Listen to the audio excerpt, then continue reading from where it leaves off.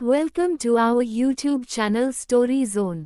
Guys, next episode के लिए like का टारगेट 200 है। जैसे ही 200 लाइक्स हो जाएंगे तुरंत अगला एपिसोड आ जाएगा। तो अगर आपको जल्दी से नेक्स्ट एपिसोड चाहिए तो वीडियो को अभी लाइक करो। एपिसोड 181। काया को खोजते हुए सिद्धा बाहर आ गया, पर उसे काया कहीं नहीं दिखी। सिद्धा और आगे आया तो उसे काया रोड पर चलती हुई दिखी। सिद्धा जल्दी से काया के पास गया। उसने काया का हाथ पकड़ा और बोला, तुम अकेले कहाँ जा रही हूँ? काया नशे में थी, इसलिए वो सिद्धा से अपना हाथ छुड़ाते हुए बोली, जहाँ मेरी मंजिल है, तुम्हारी मंजिल मेरे घर पर है। चलो। काया सिद्धा को इग्नोर कर जाते हुए बोली, मुझे नहीं जाना, मैं पैदल आऊंगी। सिद्धा बेवकूफ, घर दूर है, चलो कार में। मैंने कहा ना, मैं पैदल आऊंगी। काया की जिद देखकर सिद्धा दोबारा काया को नहीं रोका। काया आगे चल रही थी, सिद्धा भी काया के पीछे चल रहा था। तभी काया मुंह बनाकर सिद्धा के सामने आकर खड़ी हो गई। क्या हुआ तुम्हें? अब चलना नहीं है? काया मुंह बनाकर बोली, आप हमारे पीछे क्यों चल रहे हैं? क्यों सड़क तुम्हारे बाप की है? सिद्धा ने कहा। काया सिद्धा के पास उंगली दिखाते हुए बोली, ओए बाप पर मत जाना, वरना ऐसा मारूंगी कि आपकी 7 पुश्तें याद रखेगी। सिद्धा अपने दांत दिखाते हुए प्यार से काया का हाथ नीचे किया और बोला, मैं मजाक कर रहा था। काया उसे घूर कर फिर आगे चलने लगी। वो दोनों काफी दूर तक चलते रहें। सिद्धा काफी सोचने के बाद बोला, काया। काया ने अपना नाम सुनकर हम बोली। सिद्धा आगे बोला, मैं तुम्हें पसंद नहीं आया क्या? काया ने मुस्कान दी और चलते हुए बोली, मैंने जब आपको पहली बार देखा था तो आप मुझे बहुत सुंदर अच्छे लगे, इतना कि मुझे लगा कि मुझे आपसे प्यार हो जाएगा। पर जब से आपको करीब से जाना, तब से मुझे लगा कि आप मेरे सिर्फ अट्रैक्शन थे। मुझे कभी आप जैसे लड़के से प्यार नहीं हो सकता। सिद्धा पहले तो सुनकर खुश हुआ, पर अब उसे अजीब लग रहा था। सारी लड़कियां उससे शादी करने को बेकरार है, और ये वो आगे बोला, तुम्हें क्यों लगता है मैं तुम्हारे लायक नहीं हूँ? इसलिए क्योंकि आप पैसे वाले हो, मुझसे सुंदर हो। आपके आगे पीछे हाई क्लास लड़कियां घूमती है, आप सबसे गले मिलते हो। तो सोचिए, क्या मैं कभी आपके लेवल पर मैच करूंगी? उल्टा कभी ना कभी आप मेरे स्टैंडर्ड को लेके मुझे जज करेंगे। तो मैं इसलिए आपको पसंद नहीं करती। मैं एक नॉर्मल लड़के से शादी करूंगी, जो मेरे सिवा और किसी को ना देखे, मेरे परिवार को भी संभाल सके। भले ही हनीमून जाने के लिए स्विट्जरलैंड का बजट ना हो, हम शिमला घूम लेंगे। 5 स्टार होटल ना सही, कभी कभी एक साथ बैठकर चाय की चुस्की लेंगे। और मुझे यकीन, मुझे बिल्कुल ऐसा ही लड़का मिलेगा। और अगर मैं आपको पसंद कर भी लूँ, तो क्या पता आप कभी मुझे छोड़ दे। तो आप अपने लेवल की लड़की खोजिए। काया आगे गई और सिद्धा वही खड़ा था। वो खुश होकर बोला, लड़की तो मुझे यही चाहिए, बाय हुक और बाय कुक। बहुत दूर चलने पर अब काया थक गई थी, वो रोड पर ही बैठ गई। सिद्धा जल्दी से काया के पास आया और बोला, क्या हुआ? वो, मैं बहुत थक गई और अभी घर आया नहीं, पता नहीं कहाँ गायब हो गया। सिद्धा ने ड्राइवर को फोन किया और कुछ देर में ड्राइवर भी आ गया। अब तक काया सिद्धा के सीने पर लगकर सो चुकी थी। सिद्धा ने काया को उठाकर कार में बिठाया और दोनों घर की ओर निकल गए। जब दोनों घर पहुंचे तब सिद्धा काया को लेकर उसके कमरे में गया। काया को अच्छे से बेड पर सुलाकर वो काया को देखने लगा। उसने काया के माथे पर किस किया और वहां से चला गया। थाईलैंड में दोपहर का वक्त था। यहाँ सब मिलकर एक आइलैंड पर आए थे। इस आइलैंड को सिर्फ अमीर लोग ही अफोर्ड करते थे, इसलिए एक बार में सिर्फ एक ही लोगों इसे यूज करते थे।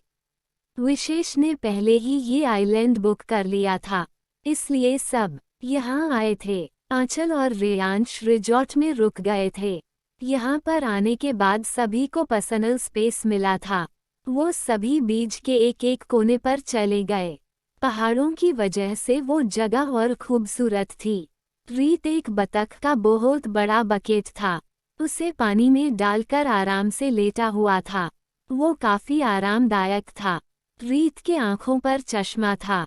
वो तब से अकेला मधु का ही इंतजार कर रहा था।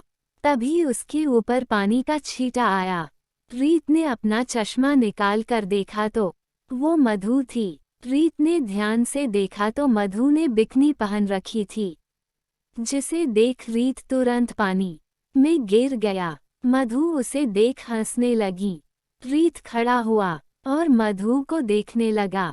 वो जैसे जैसे मधु के पास जाता, मधु उसे परेशान करने के लिए उस पर पानी डाल देती। रीत मधु को देख बोला, बेब अगर हाथ में आ गई ना तो तुम बचाएगी नहीं। मधु हंसते हुए बोली, डोंट वरी स्वीटार्ट, तुम मुझे नहीं पकड़ पाओगे तो ठीक है। इतना बोल रीत पानी के अंदर चला गया। मधु ने पानी के अंदर देखा तो रीत उसे नहीं दिखा। मधु इधर उधर देखने लगी। लगभग काफी देर हो गया। अब मधु परेशान होकर चिल्लाने लगी थी, रीत कहाँ हो तुम? तभी उसके कानों में गुदगुदी हुई, तुम्हारे दिल में। रीत ने मधु के कानों में कहा। रीत को देख मधु के जान में जान आई। वो पलटकर मधु के सीने पर मारते हुए बोली, मैं कितना डर गई थी। तुम कहाँ थे? रीत मधु का हाथ पकड़कर मधु की कमर को पकड़कर अपने पास लाते हुए बोला, हर जगह। इतना बोल वो मधु को किस करने लगा। रीत ने शर्ट नहीं पहनी थी। मधु ने अपने हाथ रीत के गले पर लपेट ली। रीत ने मधु को उठा लिया। मधु ने अपने पैर रीत की कमर पर लपेट लिया और दोनों पेसनेट किस करने लगे। यहाँ तन्मेश रेत पर चल रहा था। वो इतनी शिद्दत से सृष्टि का ही इंतजार कर रहा था।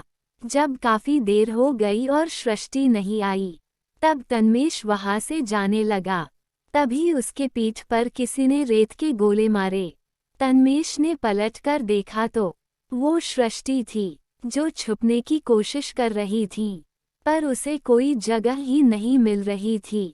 सृष्टि को ये से देख तन्मेश सीटी बजाते हुए वहां पहुंचा। सृष्टि अपना सिर नीच किए खड़ी थी। वही तन्मेश बेशर्म की तरह सृष्टि के चक्कर लगाते हुए सीटी बजा रहा था। वैसे काफी हॉट लग रही हूँ। सृष्टि ने तन्मेश को देखा। तन्मेश फिर बोला, इसका मतलब कि ये कपड़े तुमने मेरे लिए पहने हैं। सृष्टि ने शर्मिंदगी से हाँ में सर हिला दिया। तुम्हें नहीं लगता तुमने वाइट बिकनी पहना है? अगर इसे पहनकर पानी में गई तो तुम रिवील हो जाओगी। सृष्टि का दिमाग अब चला। वो बोली, मैं बदल कर आती हूँ। वो जाने लगी। तभी तन्मेश ने सृष्टि को खींचकर अपने शोल्डर पर उठा लिया और बोला, कोई फर्क नहीं पड़ता, सब कुछ मैं ही देखने वाला हूँ। सृष्टि कुछ बोलती उससे पहले ही तन्मेश उसे लेकर पानी में जा चुका था। तन्मेश ने सृष्टि को रेत पर लिटा दिया। समुद्र का किनारा दोनों को भिगो रहा था। तन्मेश सृष्टि की आंखों में देख रहा था।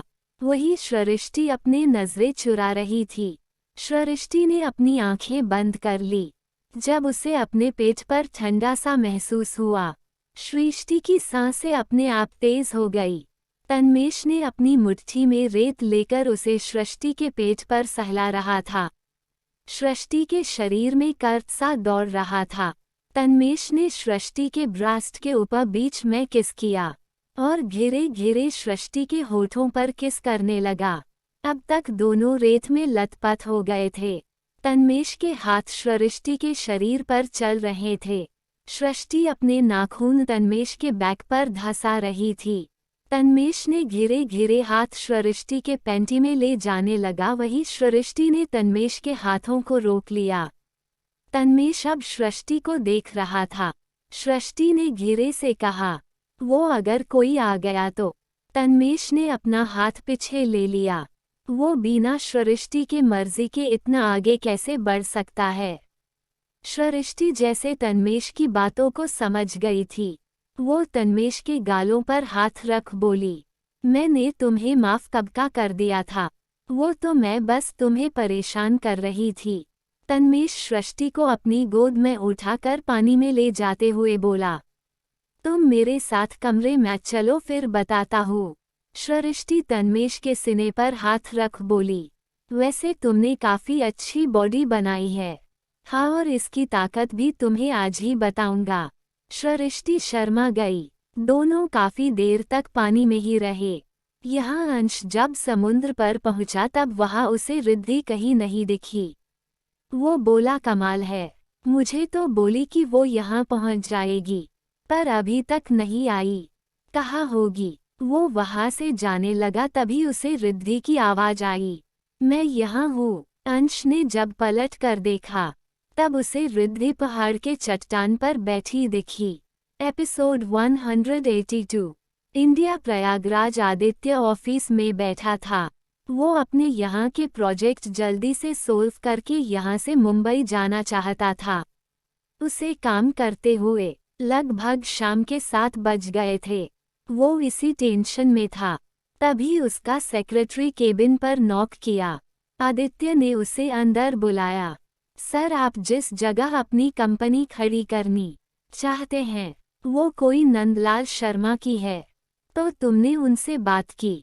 जी सर, मैंने उनसे पर्सनल बात की पर वो ये जगह देने को तैयार नहीं है। उनका कहना है कि उस जगह पर अनाथ बच्चे रहते हैं और उनके सर से छत छीन जाएगी। आदित्य बोला, उनसे कहो कि उन बच्चों के लिए मैं एक अच्छी जगह प्रोवाइड करूंगा और उनके भविष्य के लिए हर महीने फंड भी दूंगा। सर, मैंने सब कुछ कहा पर वो किसी का एहसान नहीं लेना चाहते। आदित्य को अब गुस्सा आ रहा था। उसे ये जगह किसी भी कीमत पर चाहिए और ये इंसान अपनी जिद पकड़ कर बैठा है। सर, यहाँ पर शर्मा की काफ़ी रिस्पेक्ट है। वो अपने उसूलों के लिए जाने जाते हैं, कभी किसी के आगे घुटने नहीं टेकते। ज़रा पता करके बताओ इन सब के बारे में। तुम्हें पता है, बचपन से मैंने भी एक चीज़ सीखी है, घी अगर सीधी उंगली से ना निकले तो उंगली को टेढ़ी कर देनी चाहिए। जितना हो सके उन्हें प्यार से मनाओ, अगर ना माने तो उनकी दुखती नस को पकड़ो और अभी उन्हें मनाओ, और जितना हो सके उनके बारे में पता करो। ये सर, इतना बोल सेक्रेटरी वहां से चला गया। आदित्य परेशान सा उधर बैठा था। मैं ये कंपनी अपनी माँ के नाम से खोलना चाहता हूँ और मुझे इसमें कोई दखल ना दे, उसके लिए वही अच्छा है। यहाँ शर्मा भवन में शाम के वक्त कांची की माँ, बड़ी माँ, चाची और दोनों भाभी मंदिर गए थे। घर पर सिर्फ कांची और धवल का बेटा चीकू जो सिर्फ 4 साल का था और उसकी चाची के दोनों बच्चे रोशनी और रोशन थे। कांची सबके लिए खाना बना रही थी। रोशनी और रोशन अपने कमरे में पढ़ाई कर रहे थे। चीकू नीचे बाहर आंगन में सोफे पर बैठकर बोल रहा था, बुआ, चीकू को भूख लगी है। अरे मेरा बच्चा, बस थोड़ी देर, बुआ आपके लिए खाना बना रही है। कांची के घर सब नॉर्मल था, पर ये शांति ज्यादा दिनों के लिए नहीं है। खाना बन चुका था। कांची ने चीकू को खाना खिलाया। कुछ देर में सभी लोग आ गए। घर के नियम के अनुसार सब लोग 8 बजे तक घर आ जाते। सब लोग खाना खाकर थोड़ी देर आंगन में बैठते थे। आज भी ऐसा ही था। खाना खाने के बाद सब आंगन में बैठे हुए थे।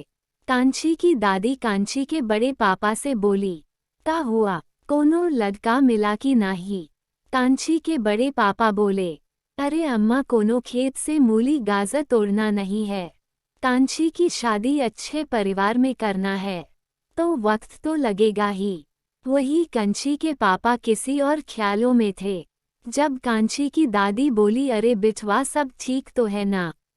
कांची के पापा बोले, अम्मा कुछ ठीक नहीं है। क्यों, हुआ क्या नंदलाल? कांची के बड़े पापा बोले, क्या बताए भैया, वो जमीन है जहाँ अभी अनाथ बच्चे रहते हैं, उस जमीन पर किसी बड़े बिजनेसमैन की नज़र है। हम उनको मना कर चुके हैं, पर वो लोग मानने को तैयार नहीं है। अभी कांची की शादी करनी है। हमने सोचा है कि उस जमीन को कांची को दहेज में देंगे। वो जमीन उपजाऊ और बहुत अच्छी है, लेकिन उन लोगों ने हमें टाइम दिया है। अगर हमने उनकी बात नहीं मानी तो वो अलग तरह से वो जमीन हमसे लेंगे। हमने पुलिस को बताया पर उन्होंने केस दर्ज किया। कहते हैं वो बहुत बड़े लोग हैं। अगर पूरा प्रयागराज भी उन लोगों के खिलाफ हो तो भी नहीं लड़ सकते। और वो जमीन अभी कांची के नाम पर है। कांची के बड़े पापा बोले, तुम चिंता मत करो, जो होगा देख लेंगे, पर झुकना नहीं है। उनकी बात पर सब सहमत थे। ऊपर से कांची उसके चाची के बच्चे चीकू खड़े उनकी बात सुन रहे थे। रोशनी बोली, दीदी आप क्या जानते हो उस बड़े आदमी को? कांची बोली, हम कैसे जानेंगे, हम भी तो तुम लोगों के साथ ही है। चीकू बोला, बुआ ये बड़ा आदमी क्या होता है? कांची चीकू को समझाते हुए बोली, बड़ा आदमी मतलब जिसे कोई नहीं हरा सकता। उसके पास बहुत पैसे होते हैं। अच्छा फिर मैं भी बड़ा होकर बड़ा आदमी बनूंगा। कांची और रोशनी चीकू की बात पर हंस रहे थे। रोशन ने चीकू को अपने गोद में ले लिया और बोला, चल छोटू हम सोते हैं। वो उसे लेकर चला गया। कांची ने भी ज्यादा ध्यान नहीं दिया, वो अपने कमरे में चली गई। वैसे भी घर में अच्छा बुरा सब घर के बड़े देखते हैं, इसलिए कांची भी ज्यादा इन सब मामलों में नहीं बोलती थी। दूसरी ओर थाईलैंड में आंचल का कमरा। आंचल आराम से बैठी थी। वही रेयांश आंचल की हर जरूरत का ख्याल रखता। आंचल भी अब रेयांश के साथ खुश थी, क्योंकि वो उसके खाने से लेकर सोने तक टाइम उसका ध्यान रखता। आज भी आंचल बैठी रेयांश का वेट कर रही थी। कुछ देर बाद रेयांश अपने और आंचल के लिए खाना लेकर आया। आंचल ने बेड पर आंचल के पास खाना रख दिया और खुद भी आंचल के सामने बैठ गया। दोनों खाना खा रहे थे। रेयांश बिना किसी भाव के बोला, यहाँ से जाने के बाद तुम मेरे साथ मेरे घर में रहोगी। आंचल भी रेयांश की बात का जवाब देते हुए बोली, उसके लिए तुम्हें मुझसे शादी करनी होगी। रेयांश आंचल को देखने लगा, फिर बोला, तुम सच बोल रही हो? आंचल ने सर हाँ में हिला दिया। रेयांश खुशी से खाना छोड़ आंचल को अपनी गोद में उठाकर गोल गोल घूमने लगा। एपिसोड 183। 2 दिन बीत गए थे। इस बीच सिद्धा को अवार्ड भी मिल गया था। अब बस उसे इंडिया आना था। वही प्रयागराज में आदित्य के कहने के बावजूद शर्मा परिवार नहीं माना। अब आदित्य के पास जबरदस्ती करने के और कुछ नहीं बचा था। आदित्य को इस बीच शर्मा के बारे में सब पता चल गया था। शाम 6 बजे कांची चीकू को लेकर मंदिर गई थी, पर दोनों मंदिर पहुंचते उससे पहले ही दोनों को किसी ने किडनैप कर लिया। एक गोदान में कांची बेहोश सी पड़ी थी। धीरे धीरे जब उसे होश आया तो उसे अपने आसपास अंधेरा नजर आया। वो चीकू को पुकारते हुए बोली, चीकू कहाँ हो आप? बुआ आपको बुला रही है। पर सामने से कोई रिस्पॉन्स नहीं आया। तभी उस अंधेरे पर एक स्क्रीन चली। कांची ध्यान से देखने लगी। सामने चीकू को कुर्सी पर बांधकर रखा गया था। वो रो रहा था। कांची उसे देख रोने लगी। वो चिल्लाते हुए बोली, कौन हो आप सब? हमने आपका क्या बिगाड़ा है? हमारे बच्चे को छोड़ दे। तभी अंधेरे में ही उससे आवाज आई, छोड़ देंगे पर मेरी कुछ शर्तें हैं। और उसी वक्त लाइट ऑन हुई। आदित्य कांची के सामने खड़ा था। एक पल को दोनों एक दूसरे को देखने लगे। कांची चिल्लाते हुए बोली, आप है कौन और हमें यहाँ क्यों लाया गया है? कांची के चिल्लाने से आदित्य होश में आया। वो एक शातिर मुस्कान देकर बोला, शांत हो जाओ, उस बच्चे को हम छोड़ देंगे। उसके लिए तुम्हें मुझसे शादी करनी होगी। आदित्य की बात सुन कांची के पैरों के नीचे से जमीन खिसक गई। वो आदित्य का कॉलर पकड़ते हुए बोली, आखिर क्या दुश्मनी है आपकी हमसे? आदित्य ने कांची का हाथ पकड़ पीछे मोड़कर उसे दिखते हुए बोला। ध्यान से मेरी बात सुनो। अगर तुम अपने भतीजे के साथ सही सलामत यहाँ से जाना चाहती हो तो मुझसे शादी कर लो। हम कभी आपसे शादी नहीं करेंगे। आदित्य ने कांची को छोड़ दिया और वहाँ खड़े लोगों से बोला, उस बच्चे को ले जाकर किसी जंगल में छोड़ दे। वैसे भी उन जानवरों के बीच वो कुछ समय का मेहमान रहेगा। चीकू के बारे में सुन कांची डर गई। वो हाथ जोड़ते हुए बोली, प्लीज उसे छोड़ दीजिए। आप जो कहेंगे हम करेंगे। आदित्य का एक आदमी हाथ में शादी का जोड़ा लेकर आया और उसे कांची के पास रख पीछे हट गया। आदित्य बोला, इसे लो और जल्दी से तैयार होकर आओ चीकू को बचाने के लिए। कांची ने वो जोड़ा ले लिया और वो जल्दी से तैयार होकर आई। उसके सामने सिर्फ चीकू था जो रो रहा था। पूरी सजावट हो गई थी। आदित्य मंडप पर खड़ा था। कांची को तैयार देख एक बार को तो आदित्य की नज़र कांची पर ही अटक गई। कांची जब आकर आदित्य के बाजू में खड़ी हुई तब जाकर आदित्य को होश आया। पंडित ने दोनों को बिठाकर मंत्र पढ़ना चालू किया। कांची के आंसू निकल रहे थे पर आदित्य ने तब तक कुछ भी नहीं कहा। धीरे धीरे दोनों की शादी हो गई। कांची सदमे में थी। अभी कुछ देर पहले वो क्या थी और अब क्या हो गई। आदित्य ने एक फाइल कांची को देकर बोला, इसे साइन करो। ये वही जमीन के पेपर है जिसे वो देना नहीं चाहते थे। वो जमीन कांची के नाम पर था। कांची ने बिना कुछ सोचे वो फाइल पर साइन कर दिया। इस बीच उसने एक बार भी आदित्य की ओर नहीं देखा। आदित्य ने चीकू को कांची के पास छोड़ दिया। कांची ने जल्दी से चीकू को अपने गले लगा लिया और रोने लगी। आदित्य बोला, गाड़ी में बैठो, मैं तुम दोनों को घर छोड़ देता हूँ। कांची ने चीकू का हाथ पकड़ा और वहाँ से जाते हुए बोली, जरूरत नहीं है, मैं खुद चली जाऊंगी। वो वहाँ से निकलती उसके पहले बोला, मैं तुम्हें जाने दे रहा हूँ पर इसका मतलब ये नहीं कि तुम मुझसे आज़ाद हो। मेरे साथ चलने के लिए रेडी रहना। मैं कभी भी तुम्हें लेने आऊँगा। कांची ने आदित्य की बात सुनी और बोली, हम आपको कभी अपना पति नहीं मानेंगे। आदित्य चलकर कांची के पास गया और बोला, मुझे फर्क नहीं पड़ता पर हमारी शादी हो चुकी है। ना तुम मुझे पसंद करती हो और ना मैं तुम्हें। फिर भी तुम्हें अपना पूरा जीवन मेरे नाम करना होगा। आज का दिन तुम्हारे लिए काफी मुश्किल रहने वाला है। कांची बिना कुछ सुने वहां से निकल गई। लेकिन अब रास्ते पर चलते हुए उसके आंसू गिर रहे थे। रास्ते पर चलते हुए सब लोग कांची को ही देख रहे थे क्योंकि सब कांची को जानते थे, उसके परिवार के बारे में भी। अब वो सब उसका जीना मुश्किल कर देंगे और शायद ये बात आदित्य को पता थी, इसलिए वो कांची को घर छोड़ने का बोल रहा था। कांची जब अपने मोहल्ले में पहुंची तब सब उसे ही देख रहे थे। सारी महिलाएं कांची के बारे में ही बात कर रही थी। रात के 9 बज रहे थे। सब कांची और चीकू का इंतजार कर रहे थे।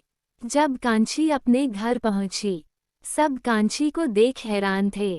कांची को शादी के जोड़े में देख दादी सबसे पहले आगे आई और गुस्से में बोली, कल मुही कहाँ मुंह काला करवा कर आ रही हैं? तोहे थोड़ी आज़ादी क्या दी? तूने इस सब कर लिया। अरे हम किसी को मुंह दिखाने लायक नहीं बचे। क्या इज्जत रह गई? देखो सब कैसे देख रहे हैं। अरे हमारी नहीं, कम से कम अपने माँ बाप की तो परवाह करती। कांची की माँ गुस्से में आगे आई और कांची के गालों पर थप्पड़ मार दिया। वो रोते हुए बोली, ई तूने क्या किया? कांची अंदर ही अंदर टूट रही थी। उसके मुश्किल समय में किसी ने उससे ये नहीं पूछा क्या हुआ है। उसके साथ उसकी माँ भी नहीं। सबको बस बिरादरी और अपने रुतबे की पड़ी है। बाहर से सब पड़ोसी उसे देख रहे थे। अंदर घर वाले उसे ताने मार रहे थे। जब कांची की माँ ने कांची को मारा तब बस चीकू ने कांची को कसके पकड़ लिया। बुआ को मत मारो, बुआ अच्छी है। चीकू की मम्मी रोमा आगे आई और चीकू को अपने साथ लेकर जाते हुए बोली, चीकू चलो, तुम्हें इन सब में पड़ने की जरूरत नहीं। नहीं मम्मी, हम बुआ के पास रहेंगे। कांची के बड़े पापा कांची के पास आए और बोले, कांची ये जो हुआ वो ठीक नहीं था। तुम एक लड़की हो और तुम्हें पता होना चाहिए तुम्हारी मर्यादा क्या है। तुम्हारी एक गलती की वजह हमारी कितनी बदनामी होगी। पूरे प्रयागराज में हमारा क्या रुतबा है। अरे हम तो कह रहे हैं, निकलो दो अब। अगर लड़की की इज्जत नहीं रही तो हम कहें अपनी बदनामी कराए। कांची को इतना अकेलापन लग रहा था कि किसी और की गलती की वजह हम कैसे गलत है। ये हमारे समाज का काला सच है जिसे आज भी लड़कियां सहती है। जिसने भी इससे शादी की है, इसको जाना है तो उसके पास जाए। वैसे भी इसकी संगत में दूसरे भी बिगड़ेंगे। सब वहाँ कांची का विरोध कर रहे थे। कांची की माँ जमीन पर बैठकर सर पर हाथ रख शून्य में सोच रही थी। लेकिन कोई था जो अभी भी कांची का साथ देने के लिए तैयार थी। वो थी कांची की चाची। वो आगे आई और बोली, ये आप सबका कह रहे हैं। कांची हमारी बच्ची है, उसने कभी कुछ गलत नहीं किया है और जरूर इसमें इसकी गलती नहीं है। आप सब सिर्फ समाज के डर से हमारे खून को हमसे अलग कर देंगे। तू चुप कर बहू, हम किसी को मुंह दिखाने लायक नहीं बचे। लोगों के घर से खाना पीना बंद हो जाएगा अगर इसे घर में रखा। कांची को सबकी बात सुन बुरा हाल था। कांची के दादी के खिलाफ कोई नहीं जा सकता था। कांची की चाची कांची के आंसू साफ करते हुए बोली, मेरी बच्ची, मैं जानती हूँ इसमें तुम्हारी कोई गलती नहीं है। किसने किया तुम्हारे साथ ये? मैंने किया है। पीछे से आवाज आई। सबने उस तरफ देखा तो आदित्य था। वो सूट बूट में अंदर आया। वो सीधा आकर कांची के पास खड़ा हुआ। कांची के पापा बोले, कौन हो तुम? आदित्य तंज कसते हुए बोला, अरे ससुर जी, आपने पहचाना नहीं? आपकी बेटी का पति। और एक बात, मैं वही हूँ जिसने जमीन के लिए आपकी बेटी से शादी की। तो आपको नहीं लगता अपनी बेटी को दोष देने से अच्छा आप अपने आप को देखें।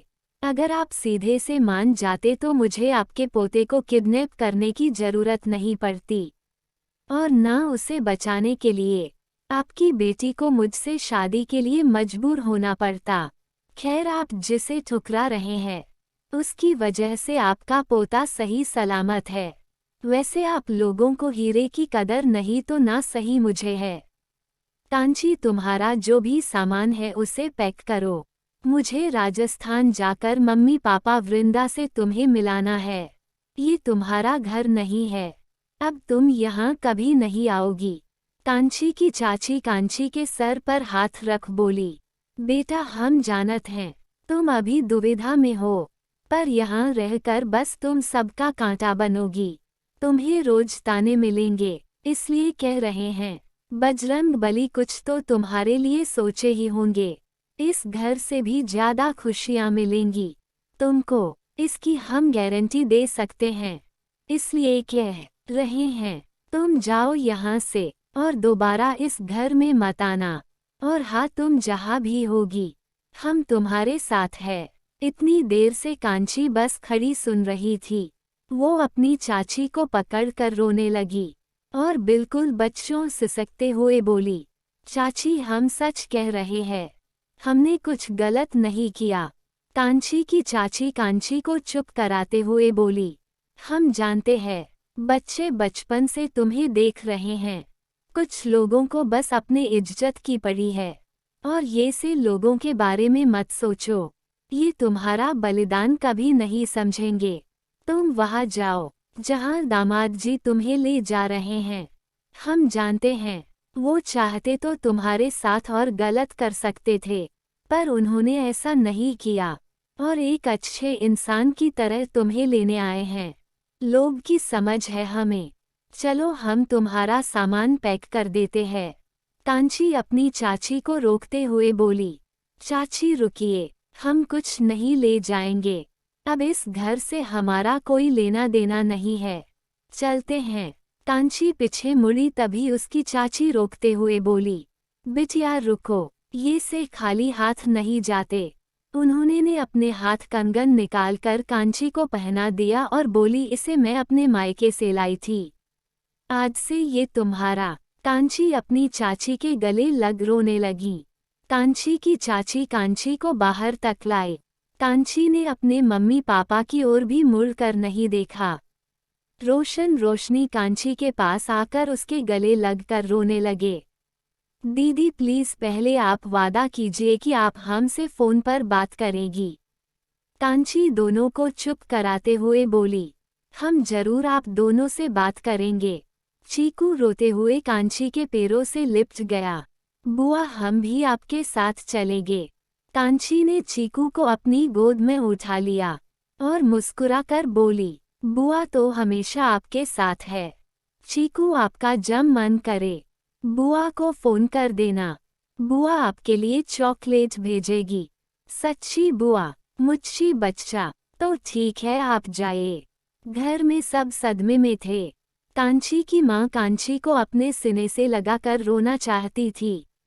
अपनी फूल सी बच्ची को वो कितना गलत समझ रही थी, पर उन्होंने ने उस पर हाथ उठाकर उसे ही गलत समझा। कांची के पापा का हाल भी यही था। ये सब उनकी गलती थी। जमीन की वजह से उनकी बेटी को बीच में घिसटा गया। उन सबका ध्यान तब टूटा जब वहां से गाड़ी जाने लगी। कांची की माँ जल्दी से दौड़कर बाहर गई। तब तक गाड़ी जा चुकी थी। वो वही द्वार की सीढ़ी पर बैठकर रोने लगी। मेरी बच्ची, उसकी कोई गलती नहीं थी। मैंने कभी उस पर एक खरोच नहीं आने दी और आज मैं इन हाथों से उस पर हाथ उठाया। कैसे कर सकते हैं हम ऐसा? वो उस हाथ को दीवार पर पीटने लगी। इन हाथों से मैंने उस पर हाथ उठाया। अब हमारी बच्ची कभी हमें माफ नहीं करेगी। कांची की बड़ी माँ कांची की माँ को रोकते हुए बोली, बस करो, देखो खून बह रहा है। बहने दीजिए दीदी, हम उसकी माँ होकर उसका दुख ना समझ सकें। मोहल्ले में खड़े सब उन्हीं लोगों को देख रहे थे। कांची के पापा भी चुपचाप वहां बैठ गए। पूरे घर में मातम छाया था, पर कांची की दादी को कोई फर्क नहीं पड़ा। उन्हें अभी भी अपने जात पात उच्च नीच की पड़ी थी। कांची और आदित्य सीधा एयरपोर्ट गए। वहां से वो दोनों राजस्थान की ओर निकल गए। इतने लंबे रास्ते में कांची ने ना कुछ खाया और ना कोई बात की। आदित्य भी कुछ नहीं खाया। दूसरी ओर थाईलैंड से भी सब इंडिया के लिए निकल गए थे। आदित्य ने तुरंत सबको राजस्थान आने को कहा था, इसलिए सब वहां से काफी पहले ही निकल गए थे। एपिसोड 184। थाईलैंड से प्लेन सीधा राजस्थान आकर रुकी। उसके कुछ देर पहले ही आदित्य कांची पहुंचे थे, पर आदित्य इतना डरा हुआ था कि वो घर जाने में टाइम लगा रहा है। उसे वृंदा का इंतजार था। वृंदा उसे बचा लेगी। जब उसे पता चला कि वो सब घर की ओर निकल गए हैं, तब जाकर वो भी घर की ओर निकला। कुछ देर बाद सब हॉल में बैठे थे। शर्मिला जी विक्रम जी आदित्य को गुस्से में घूर रहे थे।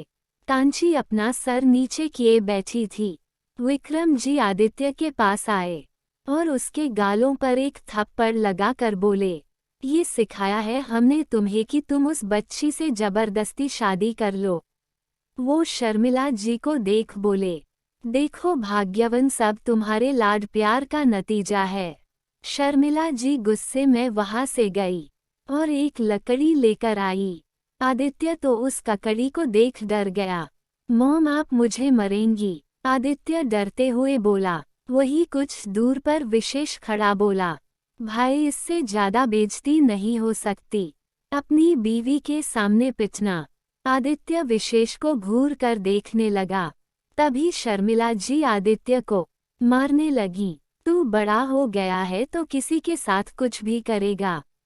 आज मैं तेरी अक्ल ठिकाने ला दूंगी।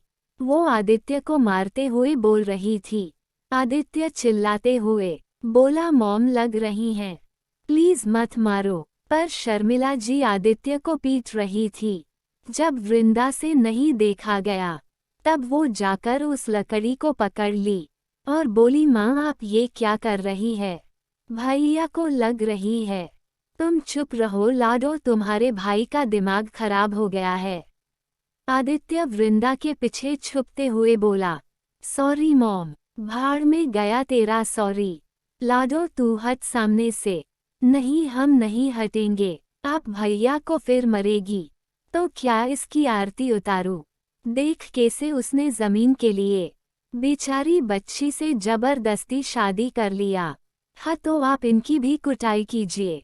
वृंदा आराध्य की ओर उंगली पॉइंट कर बोली, इन्होंने भी हमसे जबरदस्ती शादी की थी। आराध्य इधर उधर देख रहा था। वो अभी कहीं कूदना चाहता था।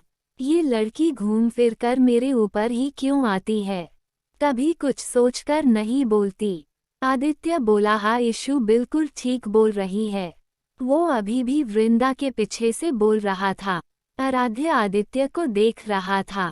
उसके मन में चल रहा था, भाई बहन दोनों एक जैसे हैं। शर्मिला जी बोली, लाडो वो बात अलग है। अगर तुम हमें पहले मिलती तो तुम्हारी शादी हम धूमधाम से करते। और ये तुम्हारा भाई, इसे अक्ल नहीं है। आज मैं इसकी खाल उधेड़ दूंगी। ओहो माँ बस कीजिए, देखिए ना भाभी कितनी सुंदर है। भूल जाए, हम भाभी से मिलते हैं। शर्मिला जी कांची की ओर चली गई। वृंदा मुंह घुमाकर आदित्य को देखी।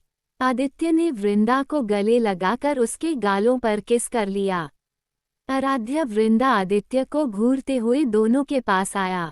उसने वृंदा को अपने पास खींच लिया और उसके गालों को पोंछने लगा। शर्मिला जी कांची के सामने जमीन पर बैठ गई। वो अपने हाथ जोड़कर बोली, बेटा मुझे माफ कर दे। मेरे बेटे ने जो किया वो बहुत गलत था। उसके लिए तुम जो भी सजा दोगी हमें मंजूर है। कांची ने शर्मिला जी का हाथ पकड़ लिया। वो घेरे से बोली, प्लीज माफी ना मांगे।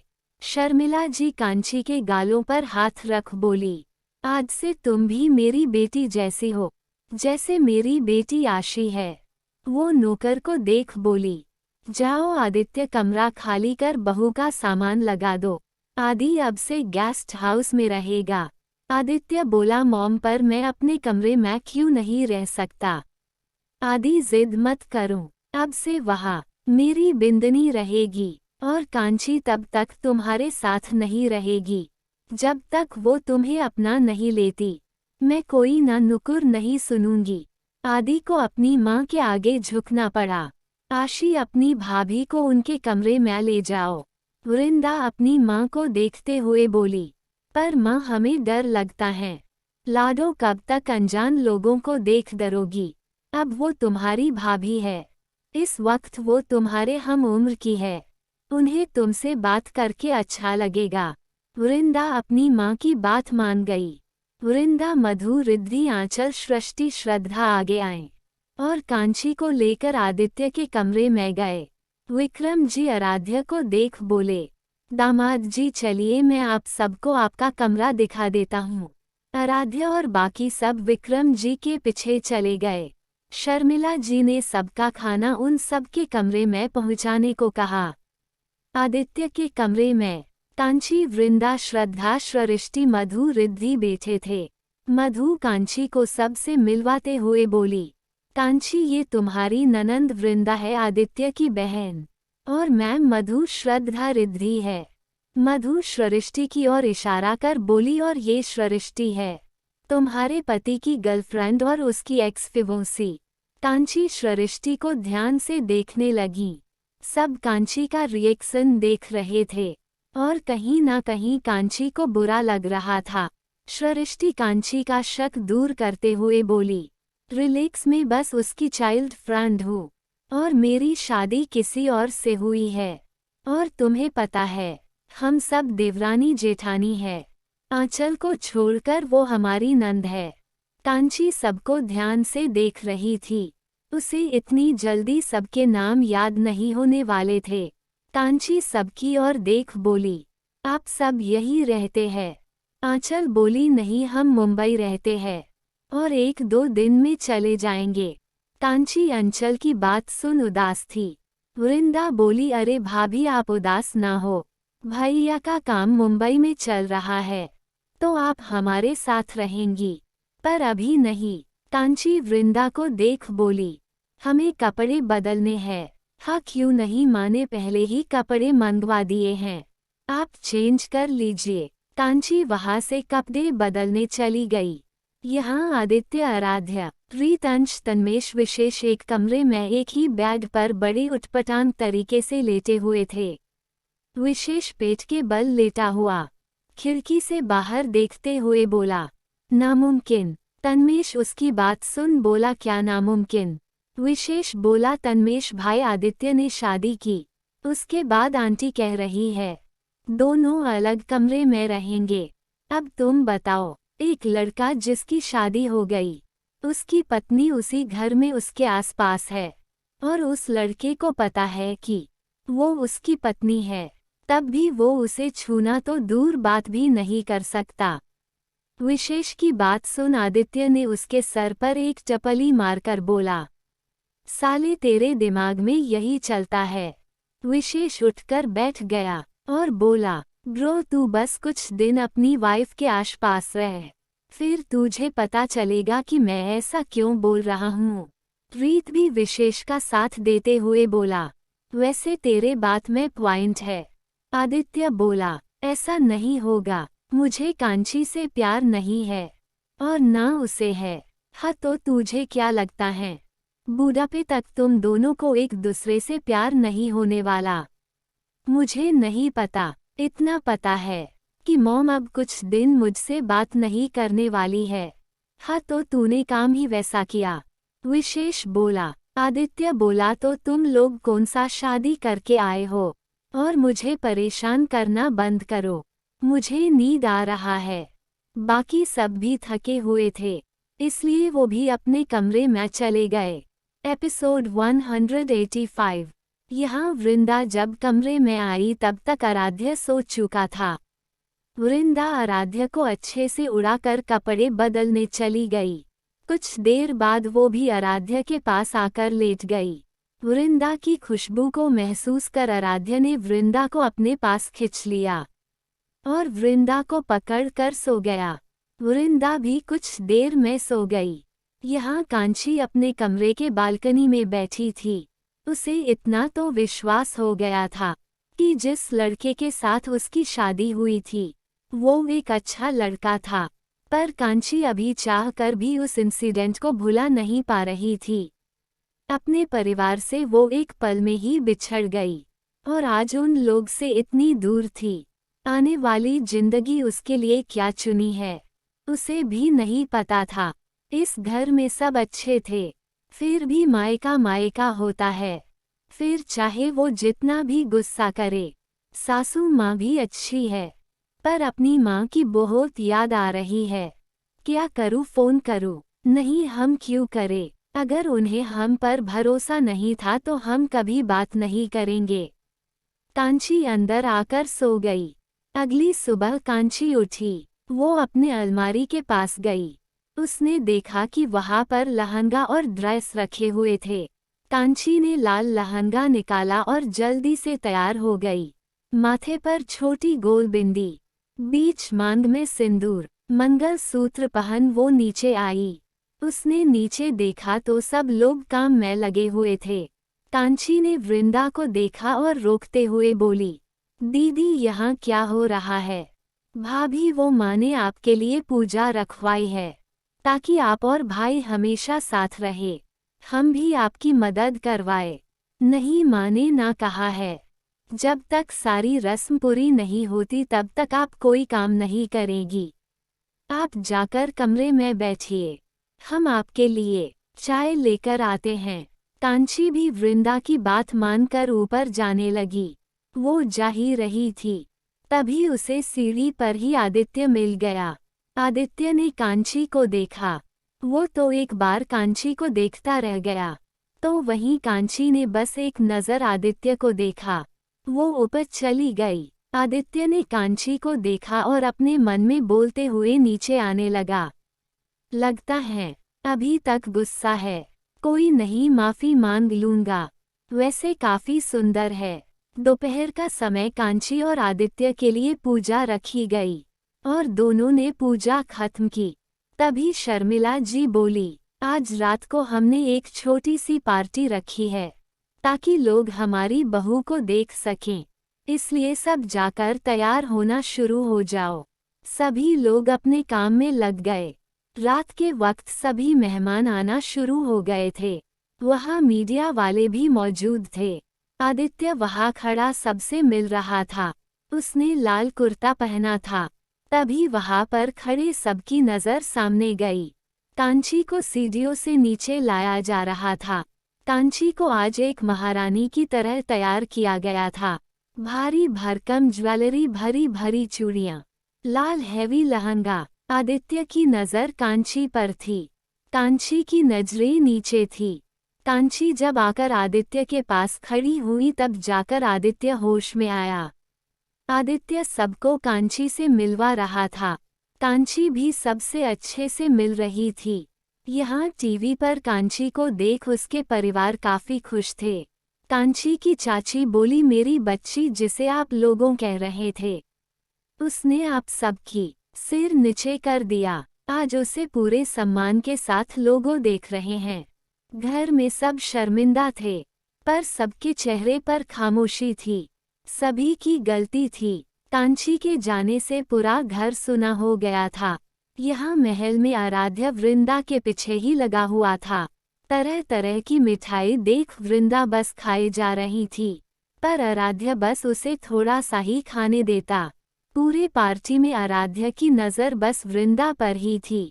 वो उसे अपने पास खड़ा कर बोला, अगर तुमने और कुछ खाया तो मैं तुम्हें यही छोड़कर चला जाऊंगा। वृंदा मुंह बनाकर आराध्य को देख रही थी। प्लीज ना खाने दीजिए, चलिए हम आपको भी खिलाते हैं। वृंदा आराध्य को खींचते हुए बोली। वृंदा चुपचाप मेरे पास खड़ी रहो। वृंदा बोर हो रही थी। उस पर से उसकी नज़र मिठाई पर था। वृंदा मुंह बनाकर अपना सर आराध्य के सीने पर रख सबको देख रही थी। आराध्य शांत था, क्योंकि वृंदा को पास रखना था, नहीं तो वो पूरे पार्टी की मिठाई खा जाती। वृंदा वैसे ही मुंह बनाए बोली, आप बुरे हैं। थैंक यू, वाईफाई पर मुझे कोई फर्क नहीं पड़ता। तुम अब एक भी मिठाई नहीं खाने वाली। आराध्य वृंदा को दूर से ही शर्मिला जी और विक्रम जी देख रहे थे। कैसे आराध्य वृंदा को हैंडल करता है। शर्मिला जी बोली, हमारी बेटी के कर्म कितने अच्छे थे, उसे इतना अच्छा पति मिला। फिर वो अपने बेटे को देख बोली, इस लड़के से तो मेरी कोई उम्मीद नहीं बची। विक्रम जी बोले, ऐसा कुछ नहीं है।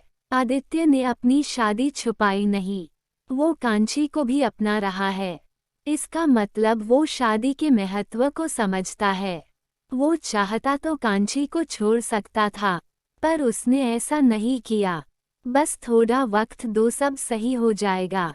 आराध्य ईशा भी तो ये से थे, पर वक्त पर आराध्य ईशा का ख्याल रखने लगा, उसे प्यार देने लगा, जो उसे बचपन से नहीं मिला था।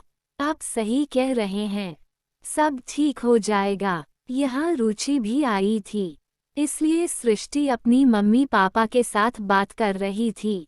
रुचि सृष्टि के कान खींचते हुए बोली, तुम कब बदलोगी? मुझे लगा था कि तुम शादी के बाद बदल जाओगी, पर नहीं, तुम कहाँ बदलने वाली हो। शिविन सृष्टि को छुड़ाते हुए बोला, क्या कर रही हो? मेरी बेटी को लग जाएगा। सृष्टि अपने पापा के गले लगे हुए बोली, पापा आप मम्मी को समझाए, अब मैं कैसे बदलूं? अरे बेटा, तुम्हें बदलने की कोई जरूरत नहीं है, तुम तो मेरा शेर हो। तन्मेश खड़ा उन तीनों को देख रहा था। सृष्टि काफी दिनों बाद अपने परिवार से मिली थी, इसलिए वो उन्हें परेशान नहीं किया। सारी पार्टी अच्छे से खत्म हुई। सब थके हुए थे, इसलिए सब अपने कमरे में जाकर सो गए।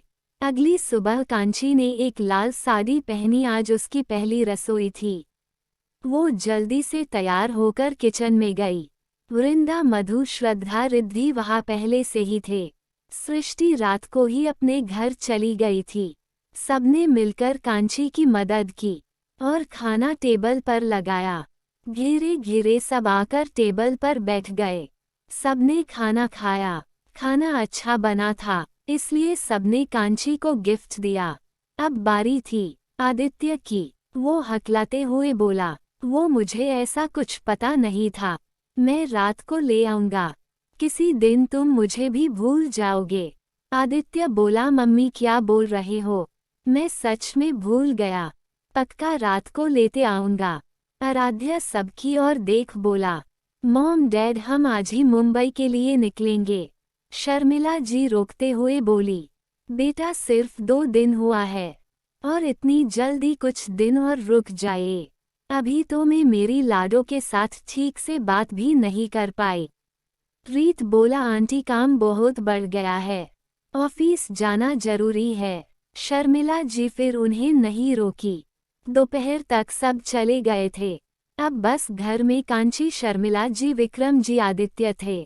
आदित्य ऑफिस गया था। रात का वक्त राजस्थान। शर्मिला जी अपने कमरे में थी क्योंकि कांची उन्हें काम नहीं करने दी। कांची का खाना बन गया था। विक्रम जी, शर्मिला जी खाना खाकर अपने कमरे में चले गए थे। कांची किचन में बर्तन साफ कर रही थी। सारे नौकर भी जा चुके थे। आदित्य घर आया तो उसके पास घर की दूसरी चाबी थी, इसलिए वो दरवाज़ा खोलकर अंदर आया। अपने कमरे में जाने को हुआ तभी उसे किचन से पानी की आवाज़ आई। वो किचन में गया तो कांची वहाँ बर्तन धो रही थी। कांची ने साड़ी का पल्लू कमर पर टाका था। आदित्य धीरे कदमों से कांची के पीछे जाकर खड़ा हुआ। उसने अपना वो गिफ्ट लिया। आदित्य के हाथों में गजरा था। वो उस गजरे को लेकर कांची के बालों में लगाने लगा। कांची को जब एहसास हुआ कि कोई उसके बालों में कुछ कर रहा है तो वो डर से पीछे मुड़ने लगी। आदित्य पीछे से बोला, रुक जाओ। आदित्य की आवाज़ सुन कांची थोड़ा पीछे होने लगी। तभी आदित्य ने कांची की कमर को पकड़कर अपने पास खींच लिया। इस बार कांची बिल्कुल चुपचाप खड़ी थी। वो अभी भी शोक में थी। जब आदित्य ने कांची को गजरा पहना दिया तब उसने कांची के सामने फ़ोन का बॉक्स रखते हुए बोला, ये तुम्हारे लिए। तुम अपने घर पर बात कर सकती हो। तुम्हारे पास फ़ोन नहीं है, इसलिए मैं ये दे रहा हूँ। कांची फ़ोन को दूर करते हुए बोली, हमें नहीं चाहिए आपका दिया हुआ कुछ भी। ले जाए इसे। आदित्य कांची की बात पर बुरा नहीं माना। वो बोला, मैं कोई एहसान नहीं कर रहा, पर अब हम एक है। जो मेरा है वो तुम्हारा भी है। आदित्य कांची के बालों को आगे करते हुए बोला, मैं जानता हूँ तुम अभी भी गुस्सा हो और वो जायज़ भी है। मैंने इस झगड़े में तुम्हें घसीट लिया। उस वक्त मुझे कुछ समझ नहीं आ रहा था, इसलिए मैंने ये सब कर दिया।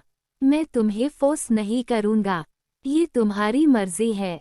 तुम मेरे साथ रहना चाहती हो या नहीं, मैं तुम्हें नहीं रोकूंगा। पर मुझे लगता है एक बार तुम्हें मुझे मौका देना चाहिए। मैं वादा करता हूँ कांची कभी तुम्हें कोई तकलीफ नहीं दूंगा, न ही तुम्हें कभी चिट करूंगा। इतना बोला उसने कांची के कंधों पर किसकर वहां से चला गया।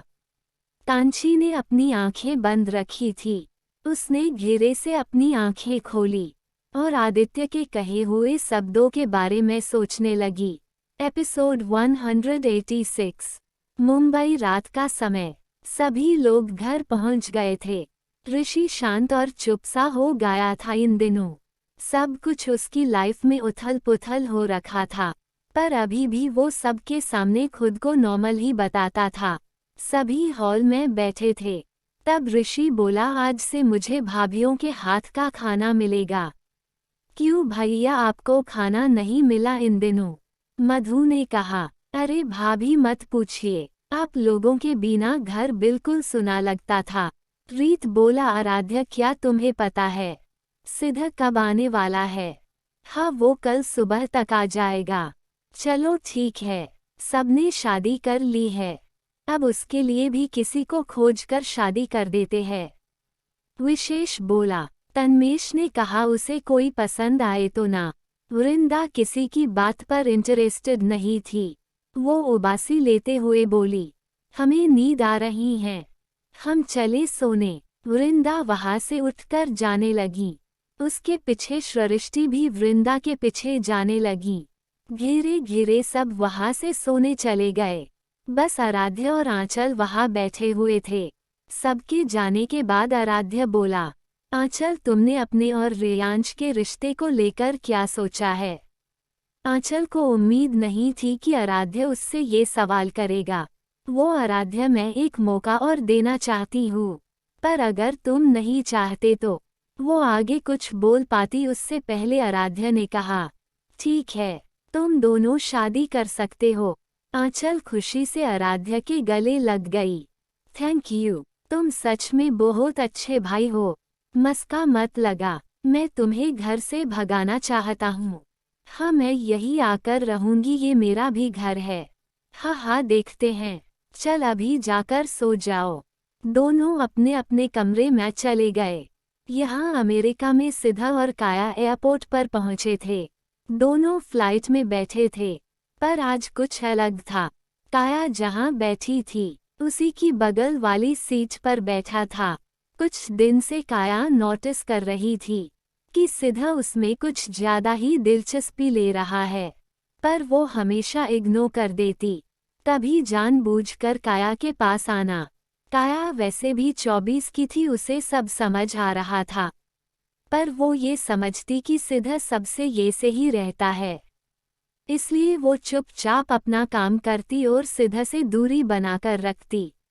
अगली सुबह दोनों मुंबई आ गए। काया वहां से जाने लगी, तभी सिद्ध ने उसे रोककर बोला, अकेले क्यों जा रही हूँ? चलो मैं तुम्हें छोड़ देता हूँ। नो सर, मैं चली जाऊंगी। सिद्ध थोड़ा कड़क आवाज में बोला, मैं कुछ नहीं सुनूंगा, चलो चुपचाप।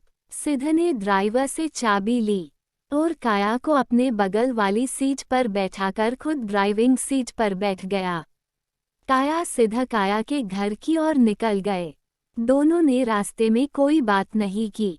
काया रास्ता बीच बीच में सिद्ध को बता रही थी। सिद्ध ने काया के बिल्डिंग के बाहर कार रोकी। काया उतरकर जाने लगी, तभी वो दरवाजा खोलती उससे पहले ही सिद्ध ने काया का हाथ पकड़ लिया। काया ने मुड़कर सिद्ध को देखा।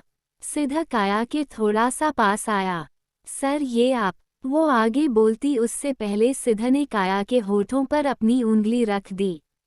वो काया के चेहरे के बिल्कुल पास आकर बोला, तुम मुझे कुछ ज्यादा ही इग्नोर कर रही हो, और मैं तब से तुमसे बात करना चाहता हूँ।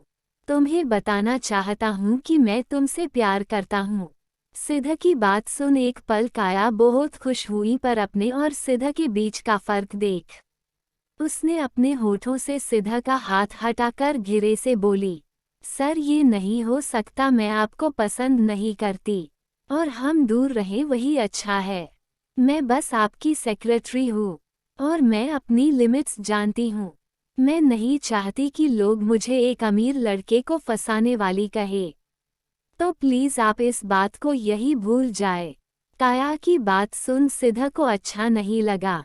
उसने काया की ठुड्डी पकड़कर ऊपर किया और बोला, काया मेरी समझो, मैं तुमसे सच में प्यार करता हूँ।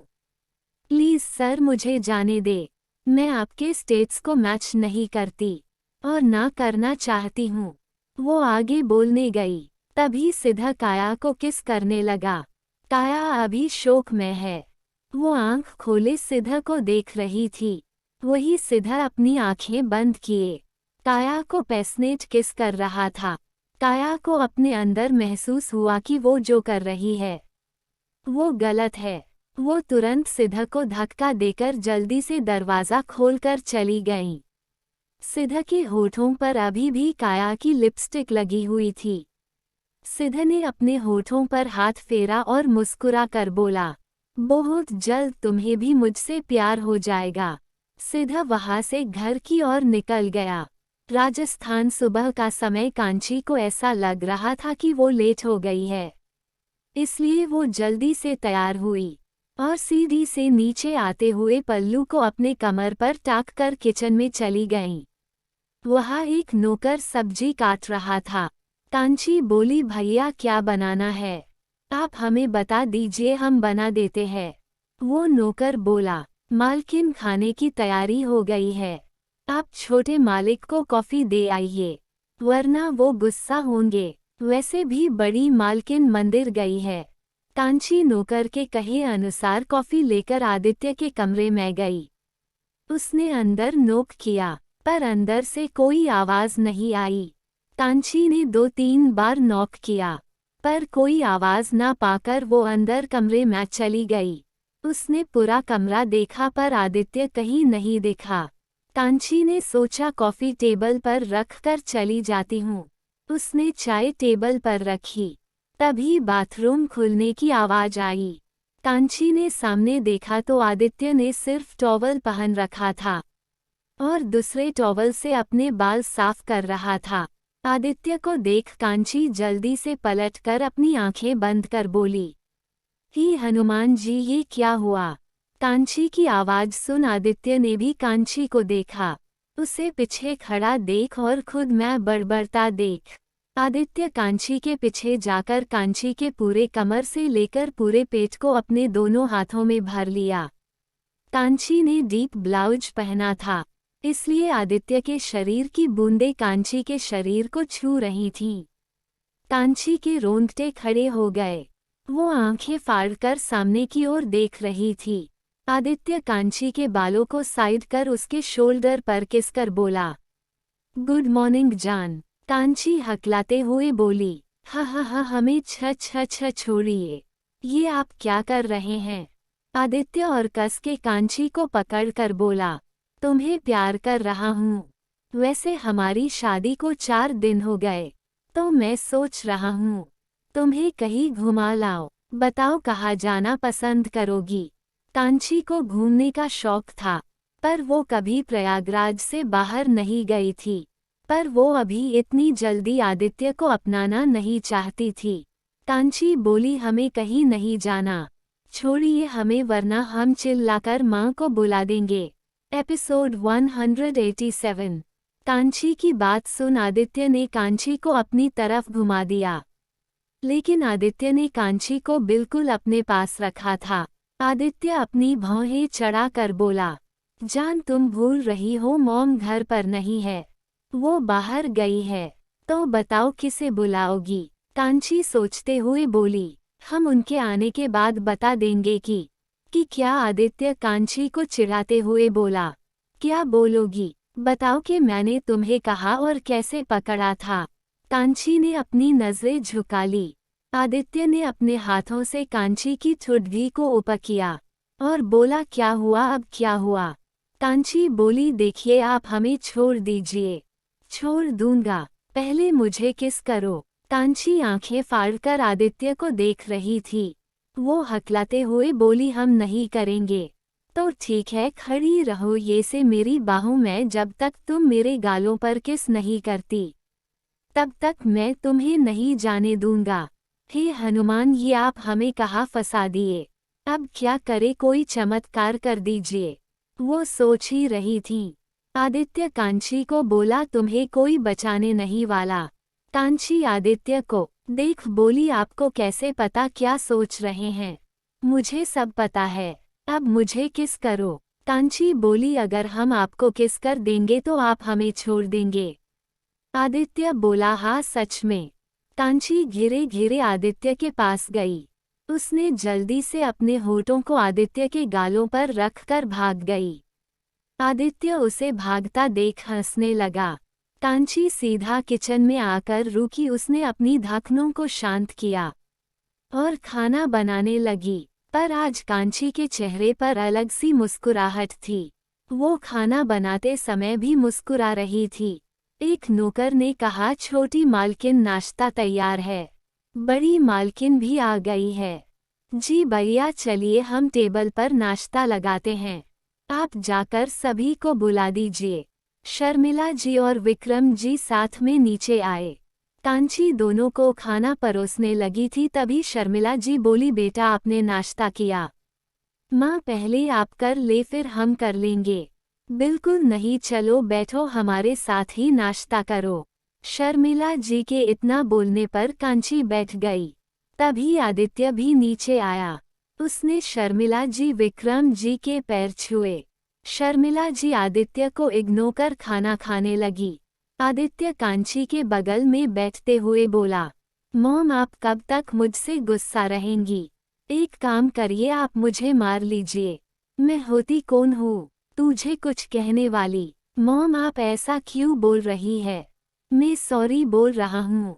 आप बताएं मैं क्या करूँ जिससे आप मुझे माफ कर दे? शर्मिला जी बोली, मैं माफ कर दूंगी अगर तू ऑफिस से छुट्टी लेकर बहू को घुमा लाएगा। आदित्य ने कांची की ओर देखा जो घिरे घिरे अपना नाश्ता कर रही थी। आदित्य बोला, मॉम ठीक है, मैं ले जाऊंगा, पर आप इनसे पूछ लीजिए क्या ये मेरे साथ चलेंगी? तू उसकी चिंता मत कर बेटा, नाश्ता करने के बाद जाओ, तैयार हो जाओ। आधे घंटे बाद आदित्य गाड़ी के पास खड़ा कांची का इंतजार कर रहा था। कांची बाहर गार्डन में आई जहां आदित्य उसका वेट कर रहा था। उसने कांची को देखा जिसने ब्लैक पतली साड़ी पहनी थी, जिसमें कांची बहुत सुंदर लग रही थी। कांची आदित्य के पास आकर खड़ी हो गई। आदित्य ने कांची के लिए गाड़ी का दरवाज़ा खोला। कांची बैठ गई। आदित्य ड्राइविंग सीट पर बैठ गया। दोनों राजस्थान की सड़कों से गुजरने लगे। कांची बाहर देख रही थी। वही आदित्य की नज़र कांची पर थी। गाड़ी सबसे पहले आई हवा महल। आदित्य कांची को पूरे हवा महल घुमाया। वहां से निकलकर आदित्य ने कांची को राजस्थान में कई जगह घुमाया। शाम को सूरज ढलते हुए देख आदित्य कांची को लेकर रेगिस्तान गया। वहां पहुंचकर वहां का नज़ारा देख कांची को काफी अच्छा लगा। लाल डूबता हुआ सूरज, खाली रेगिस्तान और दूर कुछ बंजारे गाना गा रहे थे।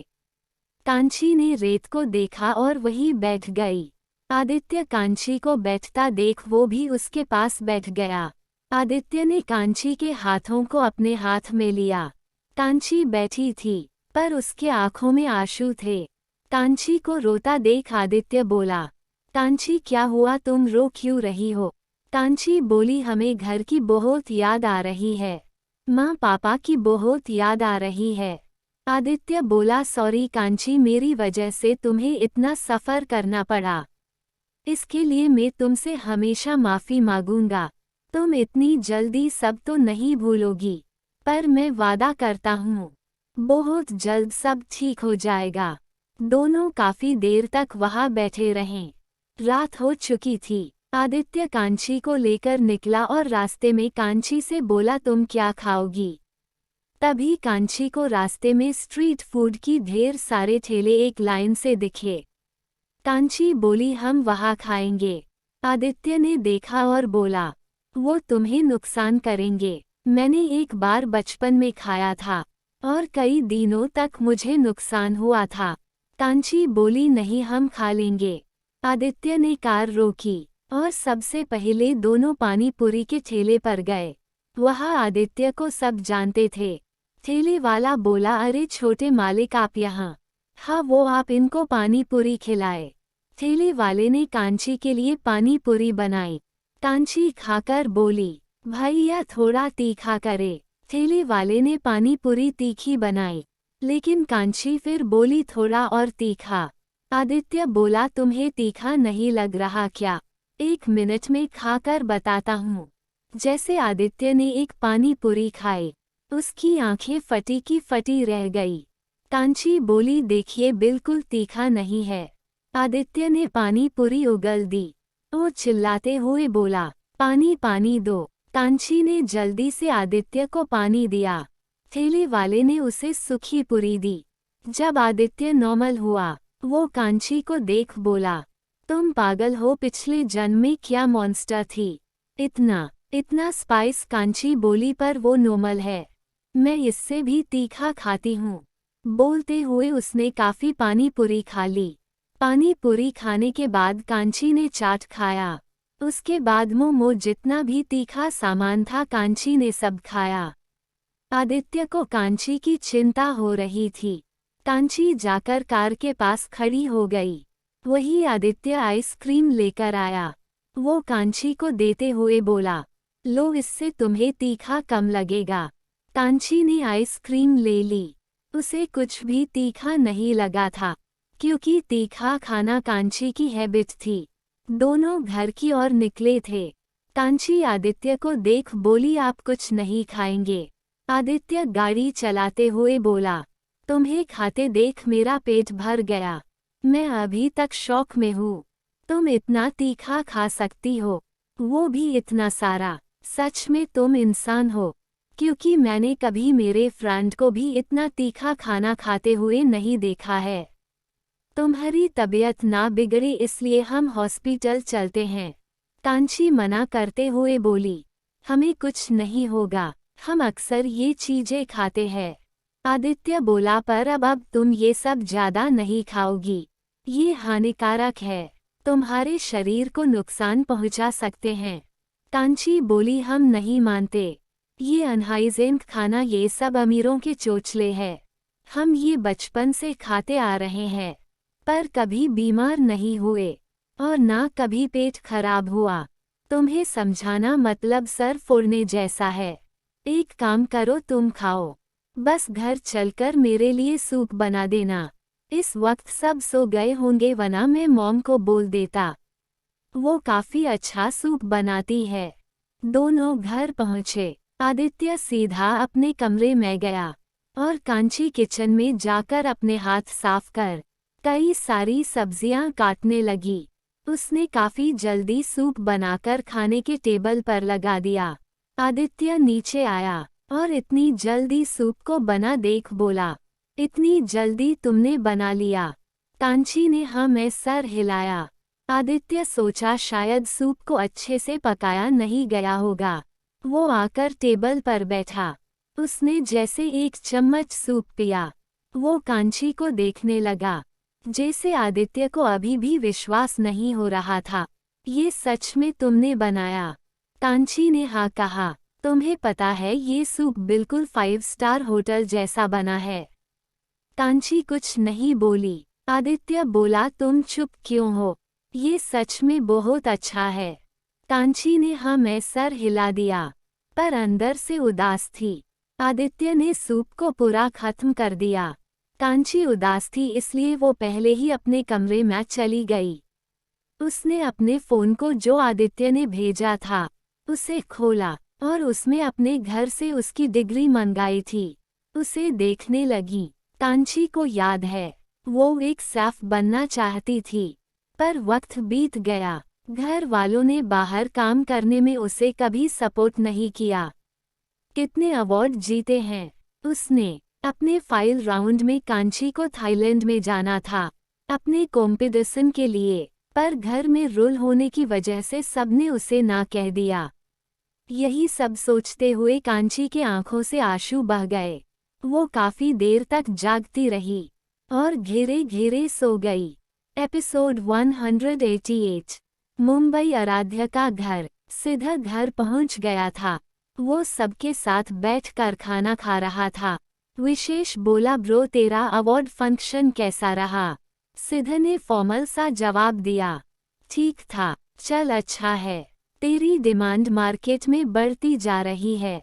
सिद्धा बोला, वो तो है, कितनी मेहनत की है यहाँ तक पहुंचने के लिए। वैसे मुझे एक मूवी का प्रोजेक्ट मिला है, कल से उसका शूट शुरू हो जाएगा। 2 महीने बाद वो फिल्म रिलीज होगी। श्रद्धा एक्साइटेड होते हुए बोली, वैसे क्या नाम है मूवी का, और आप इस बार किस एक्ट्रेस के साथ काम करने वाले हैं? सिद्धा बोला, सिनावा और मिशा इस बार लीड है। रिद्धि खुश होते हुए बोली, ये दोनों तो कितनी बड़ी स्टार है। मैं मिशा की फैन हूँ, वो कितनी रोमांटिक है। मधु बोली, वैसे देखा जाए तो सिनवा भी किसी से कम नहीं है। अभी तक जितनी भी मूवी में उन्होंने ने काम किया है सब हिट थी। वैसे आपकी हीरोइन कौन सी वाली है? रिद्धि बोली। मिशा सिद्ध ने जवाब दिया। मधु, श्रद्धा, रिद्धि काफी खुश थे। सिद्ध आंचल को देख बोला, तू काया को कल शूटिंग लोकेशन पर भेज देना, मुझे उससे कपड़ों को लेकर बात करनी है। अंचल भी मान गई। सब लोग खाना खाकर अपने अपने कमरे में चले गए। विशेष के कमरे में श्रद्धा को कुछ दिन से अपनी तबीयत ठीक नहीं लग रही थी, इसलिए वो ज्यादा देर तक विशेष से बात भी नहीं करती थी। आज भी कुछ ऐसा था। जब विशेष कमरे में आया तब श्रद्धा बेड पर लेटी हुई थी। विशेष श्रद्धा के पास आकर बोला, तुम इतनी जल्दी सो रही हो? श्रद्धा ने नॉर्मल सा जवाब दिया, हाँ मुझे नींद आ रही है। विशेष श्रद्धा के पास लेट गया और बोला, आजकल तुम्हें हुआ क्या है? मुझे ऐसा लग रहा है कि तुम्हारी तबीयत ठीक नहीं है। श्रद्धा बोली, ऐसा कुछ नहीं है, मैं ठीक हूँ। ठीक है, तुम सो जाओ। वही किसी दूसरे शहर में बैठा शेरा अपने आदमियों पर चिल्लाते हुए बोला, तुमसे एक काम नहीं होता। अब तक वो आराध्य जिंदा क्यों है? सर हमें माफ कर दीजिए, हम प्लेन बनाते हैं, बस हमें 2 दिन दीजिए। बस 2 दिन उस आराध्या को मौत के घाट उतारो। अगर नहीं हुआ तो तुम लोगों अपनी जान से हाथ धो बैठोगे। अब जाओ मेरे सामने से। शेरा के आदमी उसके पास से चले गया। जब तक तुम जिंदा हो मुझे चैन नहीं आएगा। मैं तुम्हें तड़पता हुआ देखना चाहता हूँ। अगली सुबह सब कुछ नॉर्मल था। आराध्य उठा, उसने अपने सामने देखा तो वृंदा उसके लिए कॉफी लाकर रख दी। आराध्य ने वृंदा को खींचकर अपने गोद में बैठा लिया। तभी आराध्य के फोन में मैसेज आया। आराध्य ने फोन चेक किया तो बहुत खुश हुआ। वो वृंदा को गले लगाकर बोला, वृंदा तुम्हें पता है कौन आ रहे हैं? हमें कैसे पता होगा? आराध्य बोला, भाई आ रहे हैं, मुझे सबको बताना है। जल्दी से मेरे कपड़े निकालो। आराध्य नहाने चला गया। वृंदा ने आराध्य के कपड़े निकाले। कुछ देर बाद नीचे हॉल में सब मिले। आराध्य बोला, भाई आ रहे हैं कुछ दिन में। इसे सुन सब खुश थे। कुछ दिन में अरमान आ रहा है। सब खुश थे क्योंकि अरमान कई सालों से बाहर था। अब वो फाइनली इंडिया वापस आ रहा है। लेकिन अभी एक तूफान जो वृंदा आराध्य के ऊपर था। रीत नौकर से बोला, केशव कल तक भाई की सब चीज रेडी कर देना और उनका कमरा भी साफ कर देना। केशव ने भी हाँ कह दिया। सबसे डरा हुआ ऋषि था। वो खाने के टेबल पर अपना सर पकड़कर बैठा हुआ था। उसकी हालत देख विशेष बोला, ऋषि तू अब सोच, तेरी सारी पॉकेट मनी बंद। अच्छा होगा कि हम में से किसी काम चुन ले। ऋषि बोला, भाई मैं भी यही सोच रहा हूँ। वैसे भी मेरा कॉलेज खत्म होने को आया है तो सोच रहा हूँ आराध्या भाई के साथ ऑफिस में लग जाओ। आराध्या बोला, तो ठीक है, तुम कल से ऑफिस चलना मेरे साथ। कुछ दिन ट्रेनिंग के बाद तुम लंदन की पार्टी के साथ मीटिंग कर लेना वहाँ जाकर। ठीक है भाई, ऋषि ने हाँ कह दिया। जितना आज का दिन नॉर्मल लग रहा था उतना था नहीं। धीरे धीरे सब अपने काम पर निकल गए। सबसे पहले सिद्ध के शूटिंग लोकेशन पर चलते हैं। दोपहर का वक्त सिद्ध और मिशा का सीन चल रहा था। वो दोनों के रोमांटिक सीन के शूट लिए जा रहे थे। जैसे दोनों की पहली मुलाकात का शूट हो रहा था। वही काया सिद्ध के कुछ कपड़े लेकर वहां पहुंची। काया को परमिशन आसानी से मिल गया। वो जाकर खड़ी हो गई। सिद्ध और मिशा का सीन देख उसे थोड़ी जेलेसी हो रही थी। मिशा को देख काया ने उसे खुद से कंपेयर किया। दोनों कितने अलग है। सिद्ध को मिशा जैसी लड़की डिजर्व करती है। ब्रेक मिलते ही सिद्ध ने काया की ओर देखा। वो जल्दी से काया के पास गया। काया सिद्ध को उसके कपड़े देते हुए बोली, ये रहे आपके कपड़े। सिद्ध बोला, मुझे इन कपड़ों को चेक करना होगा। एक काम करो, तुम जाकर मेरे वैनिटी वेन में मेरा वेट करो। काया बोली पर कपड़े बिल्कुल ठीक है। मुझे विश्वास नहीं, तुम जाओ वरना मैं आंचल को फोन करता हूँ। काया सिद्ध को मन में गाली देते हुए चली गई। वो सिद्ध के वैनिटी वेन में बैठी खुद में बड़बड़ कर रही थी। लेकिन जैसे उसे एहसास हुआ कि सिद्ध अंदर आ रहा है, वो चुप होकर खड़ी हो गई। सिद्ध अंदर आया तो काया उसे बोली, आप कपड़े चेक कर लीजिए। सिद्ध ने काया को देखते हुए कपड़े लिए और उसे कुर्सी पर फेंक दिया। काया बोली, ये क्या किया आपने? वो आगे बोलने गई। तभी सिद्ध ने काया को उसकी कमर से पकड़कर अपने पास खींच लिया। काया चुप हो गई। सिद्ध काया को देखते हुए बोला, कल रात में तुम्हें कॉल कर रहा था, पर तुम मेरे कॉल को इग्नोर कर रही थी। काया अपना सिर न में हिलाते हुए हकलाकर बोली, वो मैं सो गई थी, मुझे नींद आ रही थी। काया झूठ मत बोलो। काया अपनी नज़र चुराते हुए बोली, मैं झूठ नहीं बोल रही हूँ, सच तो ये था। कल की किस के बाद काया सिद्ध से बात करने में भी घबरा रही थी, इसलिए उसने कॉल नहीं उठाया। ठीक है, अब अगर तुमने मेरे कॉल को इग्नोर किया तो मैं तुम्हारे घर आ जाऊंगा। काया अपनी आंखें बड़ी करते हुए बोली, हाँ हाँ, मैं फ़ोन इग्नोर नहीं करूंगी। इसका मतलब तुमने मेरी कॉल को इग्नोर ना किया था। काया अपनी ही बात में फंस गई। उसने अपना सिर नीचे झुका लिया। तुमने मेरी कॉल इग्नोर की, इसके लिए तुम्हें सजा तो मिलेगी। सिद्ध ने काया की कमर को और कसके पकड़ लिया। काया के होठों को देख सिद्ध ने काया के होठों पर अपने होठ रख उसे पेशनेटली किस करने लगा। काया को इसकी उम्मीद नहीं थी। वो सिद्ध की पकड़ से छूटने के लिए छटपटाने लगी, पर इसका कोई फायदा नहीं हुआ। उसके बदले सिद्ध काया के होठों को काटने लगा। सिद्ध के दोनों हाथ काया के बैक पर था। काया ने पिंक टॉप पहना था। सिद्ध के हाथ जब काया के जिप के पास पहुंचे, उसने उसकी जिप को खोल दिया। काया ने अपनी मुट्ठी कस ली, अपनी आंखें कसकर बंद कर ली। सिद्ध ने काया को सोफे पर धकेल दिया। काया कुछ बोलती उससे पहले सिद्ध काया के ऊपर आ गया। वो अपने दोनों हाथों से काया की ड्रेस को नीचे खसका दिया और अब उसके होठों से अलग होकर काया की नेक पर किस कर रहा था और घेरे घेरे काट भी रहा था। सिद्ध बिल्कुल भी अपने होश में नहीं था और अब काया भी अपना होश खो रही थी। उसने सिद्ध को रोकने की कोशिश की, पर सिद्ध नहीं माना। अब काया भी शांत हो गई थी। पूरे वेन में काया के सिसकियों की आवाज थी।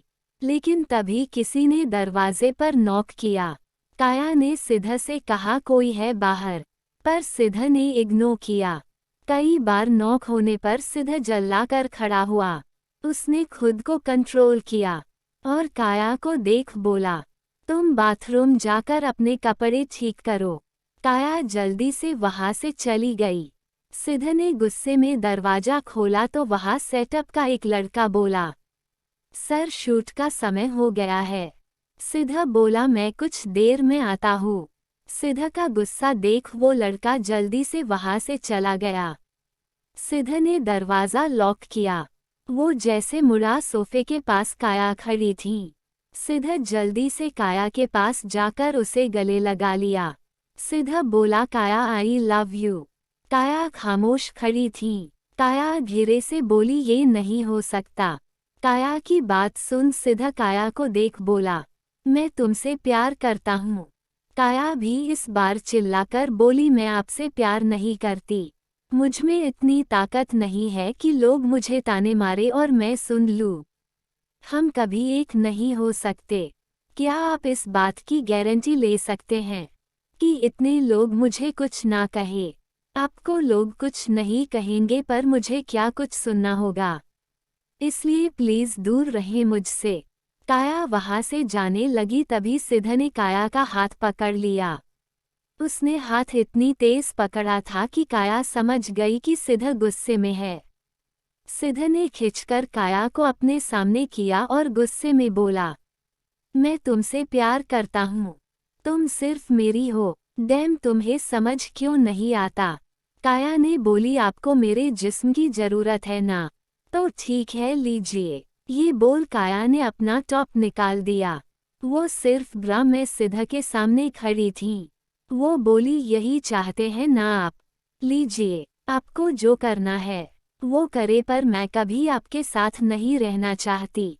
इसके बाद मैं आपको नहीं जानती। मुझे लोग एक पैसे वाले लड़के फंसाने वाली ना बुलाए, और मैं ये कभी सहन भी नहीं कर पाऊंगी। सिद्ध ने काया का टॉप लेकर बोला, आज से तुम मुझे सच में नहीं जानती, और ना मैं तुम्हें जानता हूँ। एक और बात, अब से कभी तुम्हारी शकल भी नहीं दिखूंगा। मैंने तुमसे प्यार किया था, उस प्यार के लिए तुम्हारे करीब आया, पर तुमने उसे मेरी हवस समझी। इसे पहनो और जाओ यहाँ से। सिद्ध ने काया का टॉप उसके ऊपर फेंका और वहां से चला गया। काया वहां बैठकर रोने लगी। सिद्ध बाहर आकर बोला, आज के लिए इतना काफी है, बाकी की शूटिंग कल। सिद्ध की बात किसी ने नहीं टाली। सब उसकी बात सुनकर शूटिंग बंद कर दिए। काया वहां से जा चुकी थी। सिद्ध ने अपने अंदर कुछ डिसाइड किया और वो भी वहां से निकल गया। एपिसोड 189। शाम के वक्त वृंदा आंचल के साथ ऑफिस से निकल रही थी। देखते ही देखते वो सभी घर पहुंच गए थे, सिवाय अंश और आराध्या के। वो दोनों मीटिंग के लिए बाहर गए थे। सभी लोग हॉल में बैठे बात कर रहे थे। वृंदा अभी कमरे में थी। नीचे हॉल में फोन की घंटी बजी। रीत ने कॉल रिसीव किया। सामने से आवाज सुनते ही रीत के हाथों से फोन छूट गया। सब रीत को देखने लगे।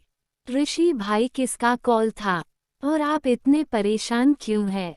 रीत हकलाते हुए बोला, आराध्या का एक्सीडेंट हो गया है, वो इस वक्त ICU में है। रीत की बात सुन सब परेशान हो गए। सब हॉस्पिटल जाना चाहते थे। तभी उनके कानों में वृंदा की आवाज आई, आप सब कहाँ जा रहे हैं? सब वृंदा को देखने लगे। बताएं ना, आप सब कहाँ जा रहे हैं? उन्हें भी आने दीजिए, फिर हम भी चलेंगे। वृंदा की बातों पर मधु ने वृद्धा को गले लगा लिया। सबकी आंखों में आंसू थे। वृंदा बोली, मधु क्या हुआ है? आप सब इतने खामोश क्यों हैं? मधु वृंदा के गालों पर हाथ रख बोली, आप चिंता मत करो, सब ठीक है। ऋषि भी वृंदा के पास आया और दर्द भरी मुस्कान देकर बोला, भाभी कुछ नहीं हुआ है, सब ठीक है, हम बस बाहर जा रहे हैं। मधु ने रीत की ओर देखा। रीत आगे आया। वो वृंदा को बोला, वो आराध्या का एक्सीडेंट हो गया है। वृंदा के पैरों तले जमीन खिसक गई। वो गिरने ही वाली थी। तभी मधु ने उसे पकड़कर संभाल लिया। वृंदा हकलाते हुए बोली, आप मजाक कर रहे हैं ना भैया? ऐसा नहीं हो सकता, देखना वो अभी आएंगे। वृंदा बाहर जाते हुए बोली, उन्हें कुछ नहीं हुआ है, देखना वो आएंगे। श्रद्धा और सृष्टि वृंदा को पकड़कर बोली, वृंदा, आराध्या हॉस्पिटल में है। वृंदा रोते हुए गिर गई। वो रोते हुए बोली, हमें उनके पास जाना है, विशेष गाड़ी निकालो। रीत वृंदा के सामने बैठते हुए बोला, वृंदा, आराध्या ठीक हो जाएगा, देखना तुम्हारा प्यार उसे कुछ नहीं होने देगा। चलो, तुम आराध्या के पास होगी तो वो जल्दी ठीक हो जाएगा। वृंदा की हालत देख सबको रोना आ रहा था। सभी लोग हॉस्पिटल निकल गए। राजस्थान से भी शर्मिला जी, विक्रम जी, आदित्य, कांची, शिविन, रुचि मुंबई के लिए रवाना हो गए थे। हॉस्पिटल में सेकंड फ्लोर अंश ने पूरा बुक कर लिया था। वो अकेले वहां था। उसने देखा तो उसके घर से सब आ रहे थे। रीत अंश के पास आकर बोला, ये सब कैसे हुआ? अंश बोला, मैं और आराध्या एक मीटिंग के लिए बाहर जा रहे थे, पर मुझे थोड़ा काम था, इसलिए मैं वहीं रुक गया। आराध्या पहले ही निकल गया। कुछ देर बाद मैं भी मीटिंग के लिए निकल गया। रास्ते में मुझे कॉल आया कि आराध्या की कार को किसी ट्रक ने टक्कर मारी। जब मैं वहां पहुंचा तो आराध्या की कार खाई के पास एक पेड़ के सहारे टिकी हुई थी। उसके अंदर आराध्या बेजान सी हालत में था। देखकर ऐसा लग रहा था जैसे ये जानबूझकर किया गया था। रीत अंश की बात सुनने के बाद बोला, उसका पता मैं लगा लूंगा। इसके पीछे जो भी है वो जिंदा नहीं बचेगा। अब आराध्य कैसा है? अंश निराशा में बोला, अभी उसका ऑपरेशन चालू है, कुछ नहीं कहा जा सकता। रीत ने ऑपरेशन थिएटर की ओर देखा। वृंदा अंदर जाने को तड़प रही थी, पर उसे मधु, सृष्टि, श्रद्धा, आंचल, रिद्धि समझा रहे थे। वहाँ रियांश भी पहुंच गया था। इस बीच वृंदा कई बार अंदर जाने की कोशिश करती, पर सब उसे समझा रहे थे। लगभग 3 घंटे गुजर गए, पर अंदर से कोई खबर नहीं आई। ऑपरेशन अभी भी चालू था। वहाँ पर आदित्य, शर्मिला जी, विक्रम जी, कांची, शिविन, रुचि पहुँचे। कांची और शर्मिला जी जल्दी से वृंदा के पास आए।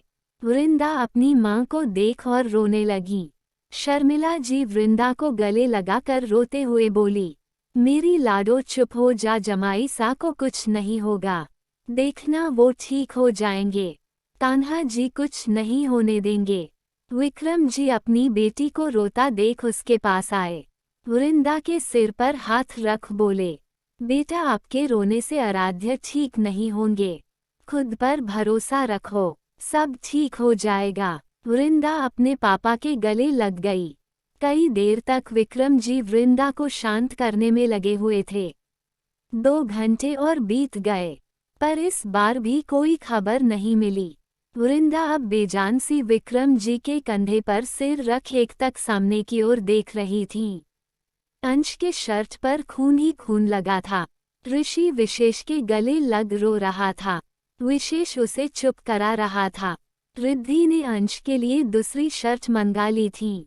वही सीढ़ी के कोने में खड़ा एक आदमी उन लोगों पर नजर रखे हुए थे जो पल पल की खबर किसी को दे रहा था। रात हो गई थी। मधु सबको देख रही थी। किसी ने कुछ भी नहीं खाया था।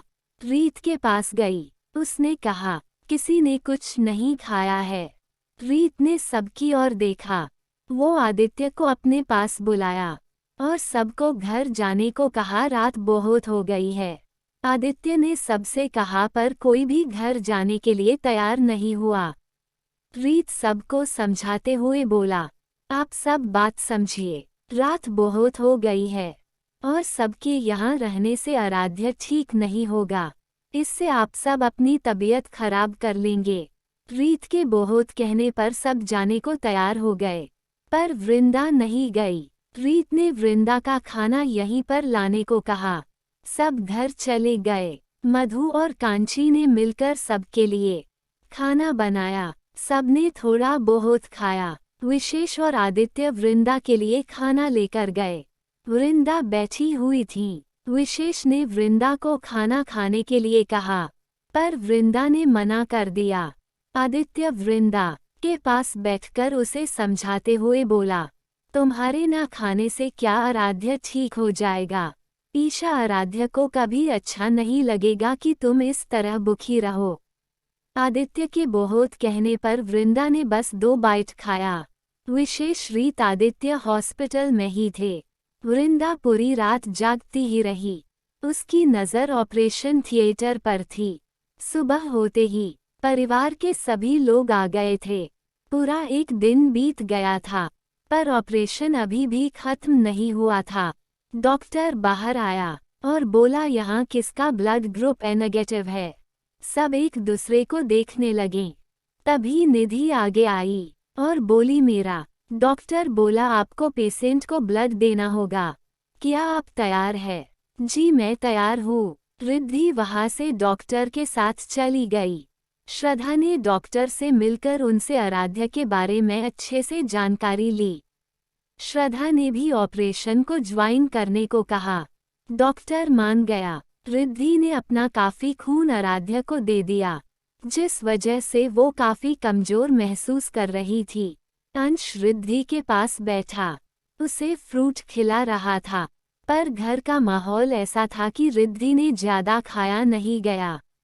दोपहर के वक्त एक 6 फुट का लड़का, गोरा रंग, काली आंखें, जिम में बनाए हुए 6 पैक, वो काफी अट्रैक्टिव लग रहा था। वो चलकर उन सब के पास आया। उस लड़के को देख अंश, विशेष, तन्मेश, रीत, ऋषि, सिद्धा, आंचल सब दौड़कर उस लड़के से लिपट गए। भाई आप आ गया। वो लड़का कोई और नहीं अरमान था। उसने सबको उनके फोरहेड पर किस किया। अरमान को देख सबकी आंखों में आंसू थे। अरमान बोला तुम सब क्यों रो रहे हो? मॉम, डैड, अंकल, आंटी से हम सब ने वादा किया था कि कभी एक दूसरे से अलग नहीं होंगे, और मुझे पता है आराध्य अपना वादा नहीं भूलेगा। एक वादा उसने अपनी पत्नी से भी किया था, वो उसे दुनिया की सारी खुशी देगा। उसे छोड़कर वो कैसे जा सकता है? अरमान ने वृंदा की ओर देखते हुए कहा। अरमान की बात सुन वृंदा की आंखों में पानी आ गया। वो रोने लगी। अरमान वृंदा के पास गया और घुटनों के बल बैठ गया। उसने वृंदा के सिर पर हाथ रख दिया। वृंदा रोते हुए बोली, वो अपना वादा नहीं भूलेंगे ना भैया। वो नहीं भूलेगा। उसे तुम्हारे लिए वापस आना होगा। मुझे पता है। वो अभी तुमसे दूर है। रो मत वृंदा, वो बस थक गया है।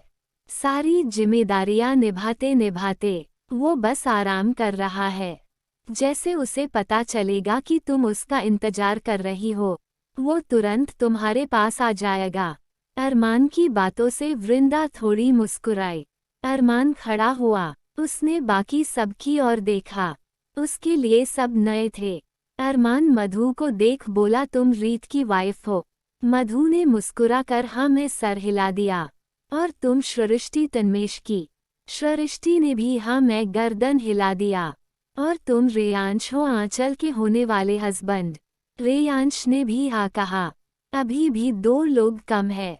विशेष बोला, भाई वो श्रद्धा ऑपरेशन थिएटर में है। उसके बाद अंश बोला, और रिद्धि वार्ड में है, सो रही है। अरमान ने सिद्धा की ओर देखा। तुम अभी तक सिंगल हो? जी भाई। तुम वृंदा के भाई हो आदित्य?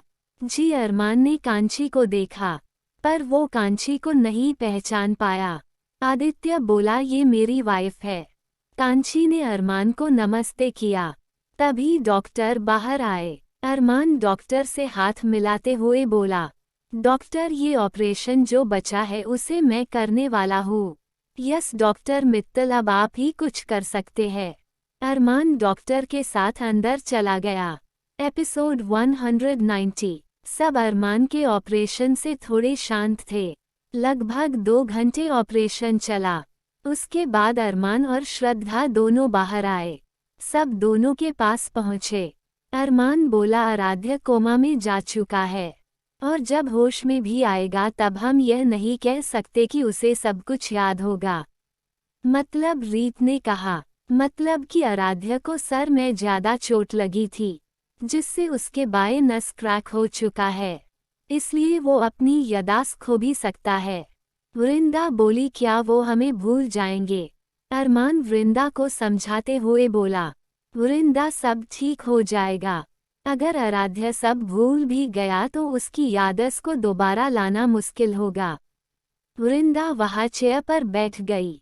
अरमान वृंदा के पास बैठकर बोला, वृंदा आराध्य ठीक हो जाएगा, और रही उसे सब याद आने की बात, उसे तुम और बाकी सबको भी भूल जाएगा। पर हम पूरी कोशिश करेंगे उसे सब याद दिलाने की। हम सब इसमें तुम्हारे साथ है। मधु वृंदा के पास बैठकर बोली, और आराध्य भाई तुम्हारे साथ साथ हमें भी भूल जाएंगे, तो हम भी तुम्हारे साथ है। सब लोग वृंदा को समझा रहे थे। धीरे धीरे वक्त बीतने लगा। इस बीच शर्मिला जी, विक्रम जी, कांची, शिबिन और रुचि राजस्थान वापस चले गए। आराध्य को होश अब तक नहीं आया था। वृंदा अपना पूरा दिन हॉस्पिटल में ही बिताती। इस बीच वृंदा ने अपना ध्यान रखना भी छोड़ दिया था। वो हॉस्पिटल में ही रहती थी। 1 महीने होने को आ गए थे। वृंदा आराध्य के पास बैठी उसे शिकायत करते हुए बोली, हम आपसे बहुत गुस्सा है। देखना जब आप होश में आएंगे ना तब हम आपसे बात नहीं करेंगे।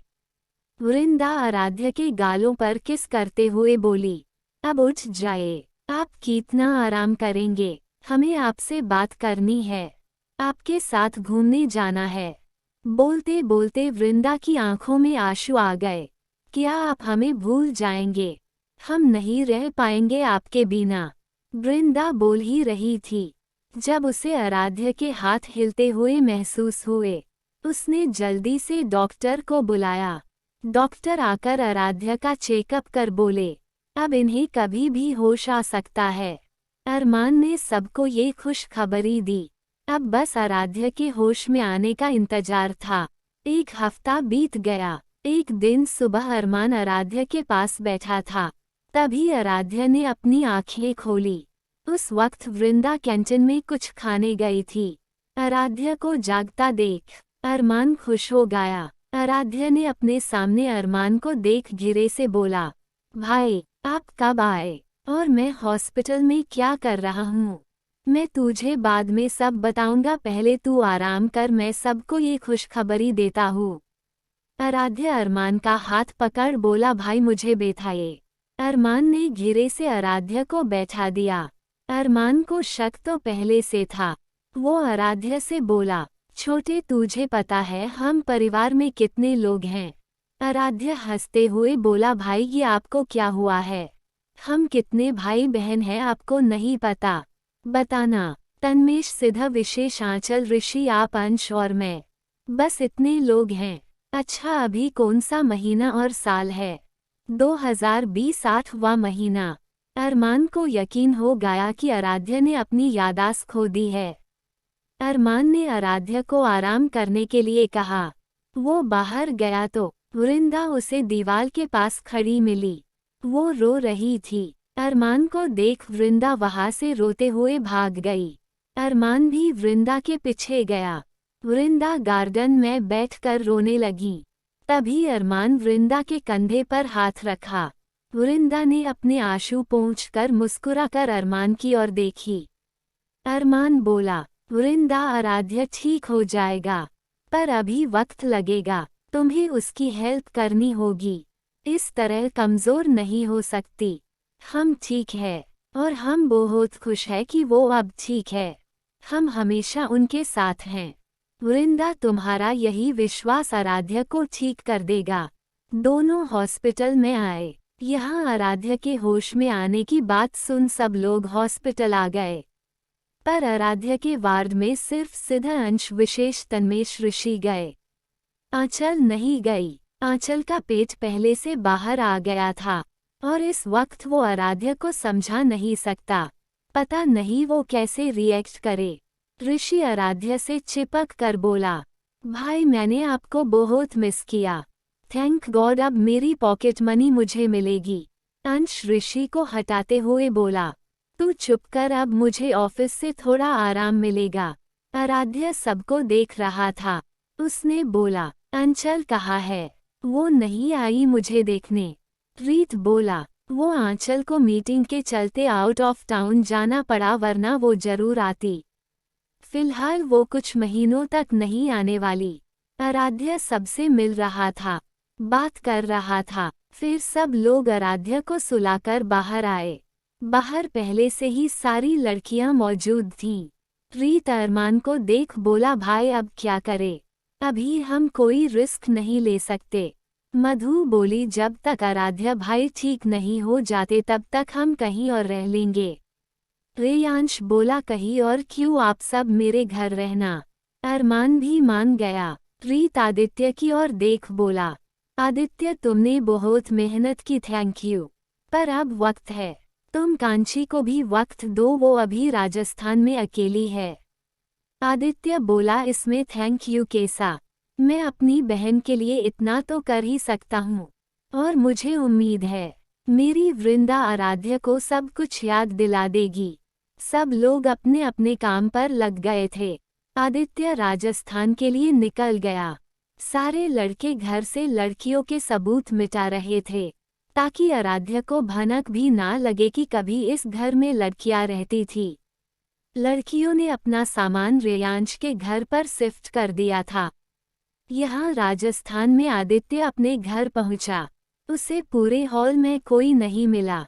आदित्य ने एक नौकर से पूछा, सब कहाँ है? छोटे मालिक बड़ी मालकिन मंदिर गई है।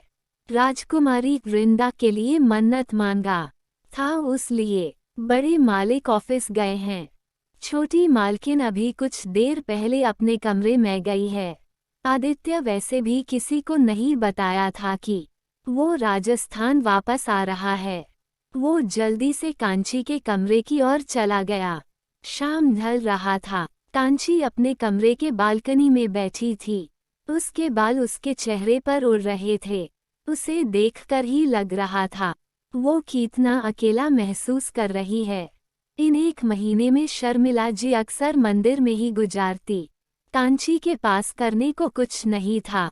जब आदित्य को टाइम मिलता वो कांची को कॉल कर लेता। इस बीच कांची अपना अकेलापन भूल जाती, जैसे कोई उसका अपना है। आदित्य उसका ही था, बस कांची को यह मानना था।